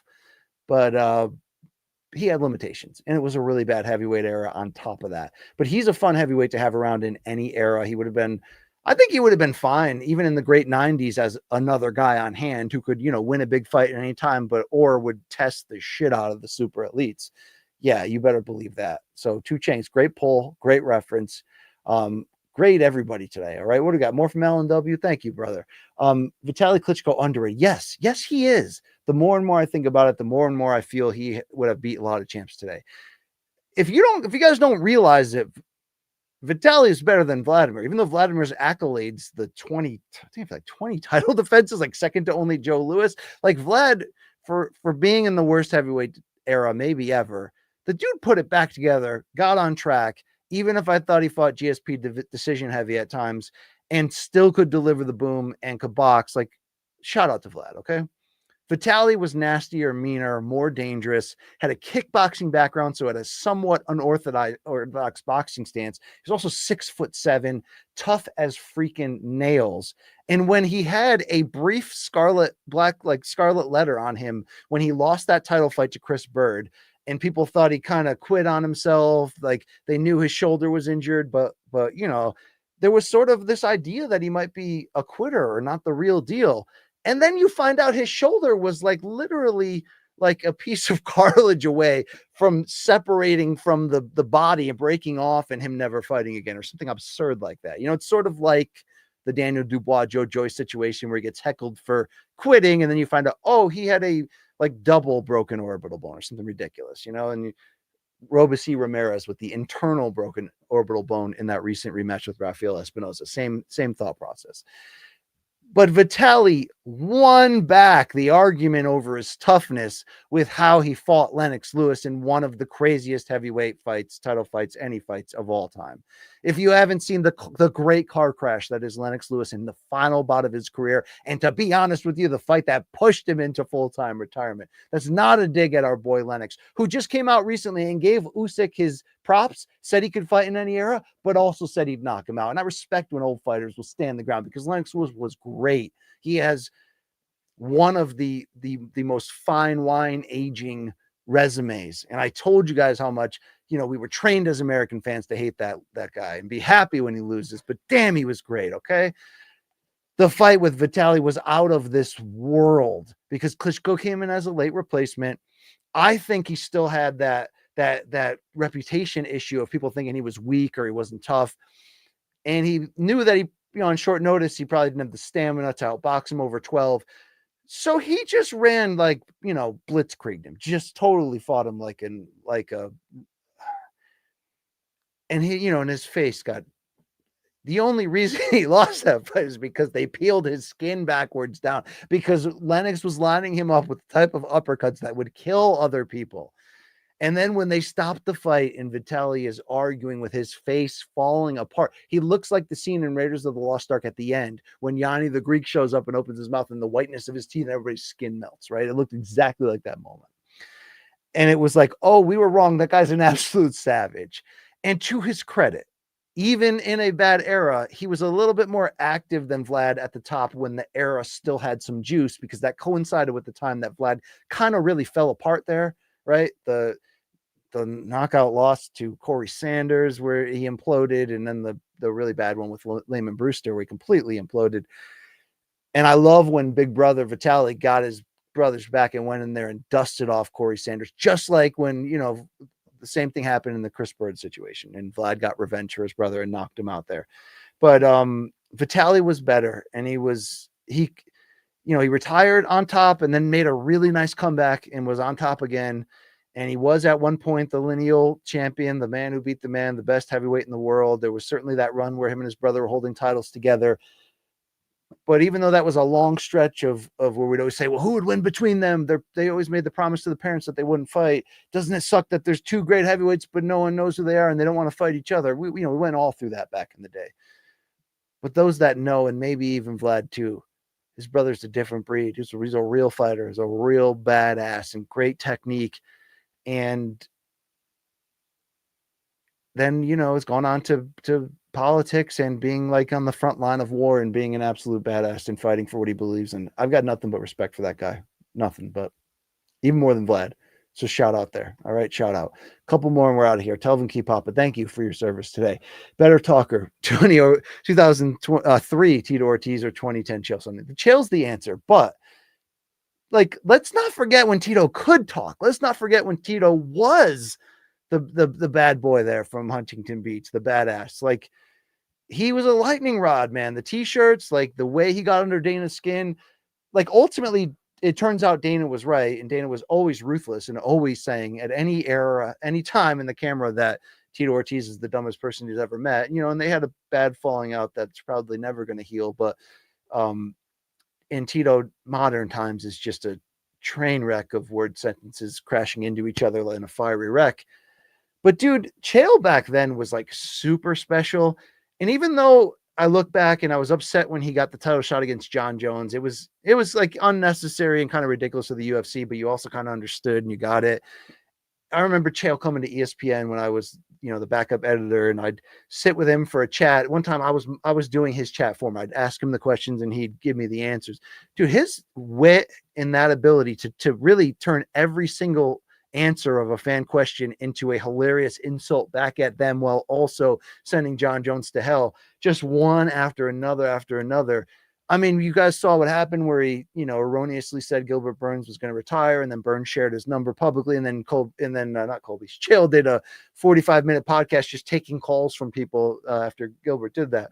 The guy's hilarious, always has been, still is. Great MC for that World MMA Awards. Not afraid to throw everyone under the bus and in hell. And also, if you're at the Luxor, he'll kick your ass. So that's definitely a proven absolute fact. All right. Appreciate you, Michael, as well. Prime Barbas and Luke versus BC and Reggie Jackson. Who takes it? If we're talking about Prime Barbas and Prime Luke, they're going to take it. The thing about Reggie is, man, he's an agitator and he's definitely an alpha with the other two cats, both of which are female. At the end of the day, he'll chase them down and sit on top of them and bite them in the back of the neck, like any male cat will figure out to do. And then the rest of the family's like, oh, stop. That's ridiculous. You're a savage. And Reggie's like, I'm that guy. Outside of that, he's a really bad fighter and he's scared of everything and he's an asshole. So what I'm trying to say is, if one of the female cats has a perfect spot that they're sleeping in that they've already warmed up with the body heat, he's going to come over, act like he's into that he loves them, and he'll pretend to clean them. And then he'll bite the back of the neck, make them run away, and he'll take over the spot from him. I mean, it's a daily transaction that happens in this house, but there are times, right? Because Emma's from the streets, right? And Zoe don't take no crap because she's the oldest animal. There's times when they stand their ground.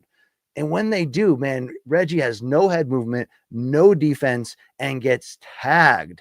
And he'll counter, and ultimately it's going to be the rear naked choke, and he's going to bite you in the back of the neck. He'll win the battle, but he'll take such unnecessary punishment on the way. Maybe he's laughing it off. I don't know. But, Barbas would absolutely maul him. So, the thing about Reggie is, he'll be my companion forever. But if we're in an alley together, he's going to run the other direction. That's, that coming in. You know what I mean? I think that's the French Canadian in him. See, I've created a very in-depth backstory for Reggie because I'm like that, but nobody needs to hear that. All right. There we go. Thank you, Alan, as well. When are we getting BCX merch? I mean, it's going to be one of those things where I'll just keep saying like, yeah, we're eventually going to get it, but yet do no process of making it happen. There's been a few things attached to the launch of this channel that were already supposed to happen that have fallen behind for different reasons, but also I can't always make this my priority. This week I kind of just needed a little bit of time, didn't pump out a ton of content. We're coming in on the holidays, but I'll come back. I'll be oiled up. I'll be ready to go. I think I just have to pick the website to partner with or work with. And I think, Average Joe was telling me some things.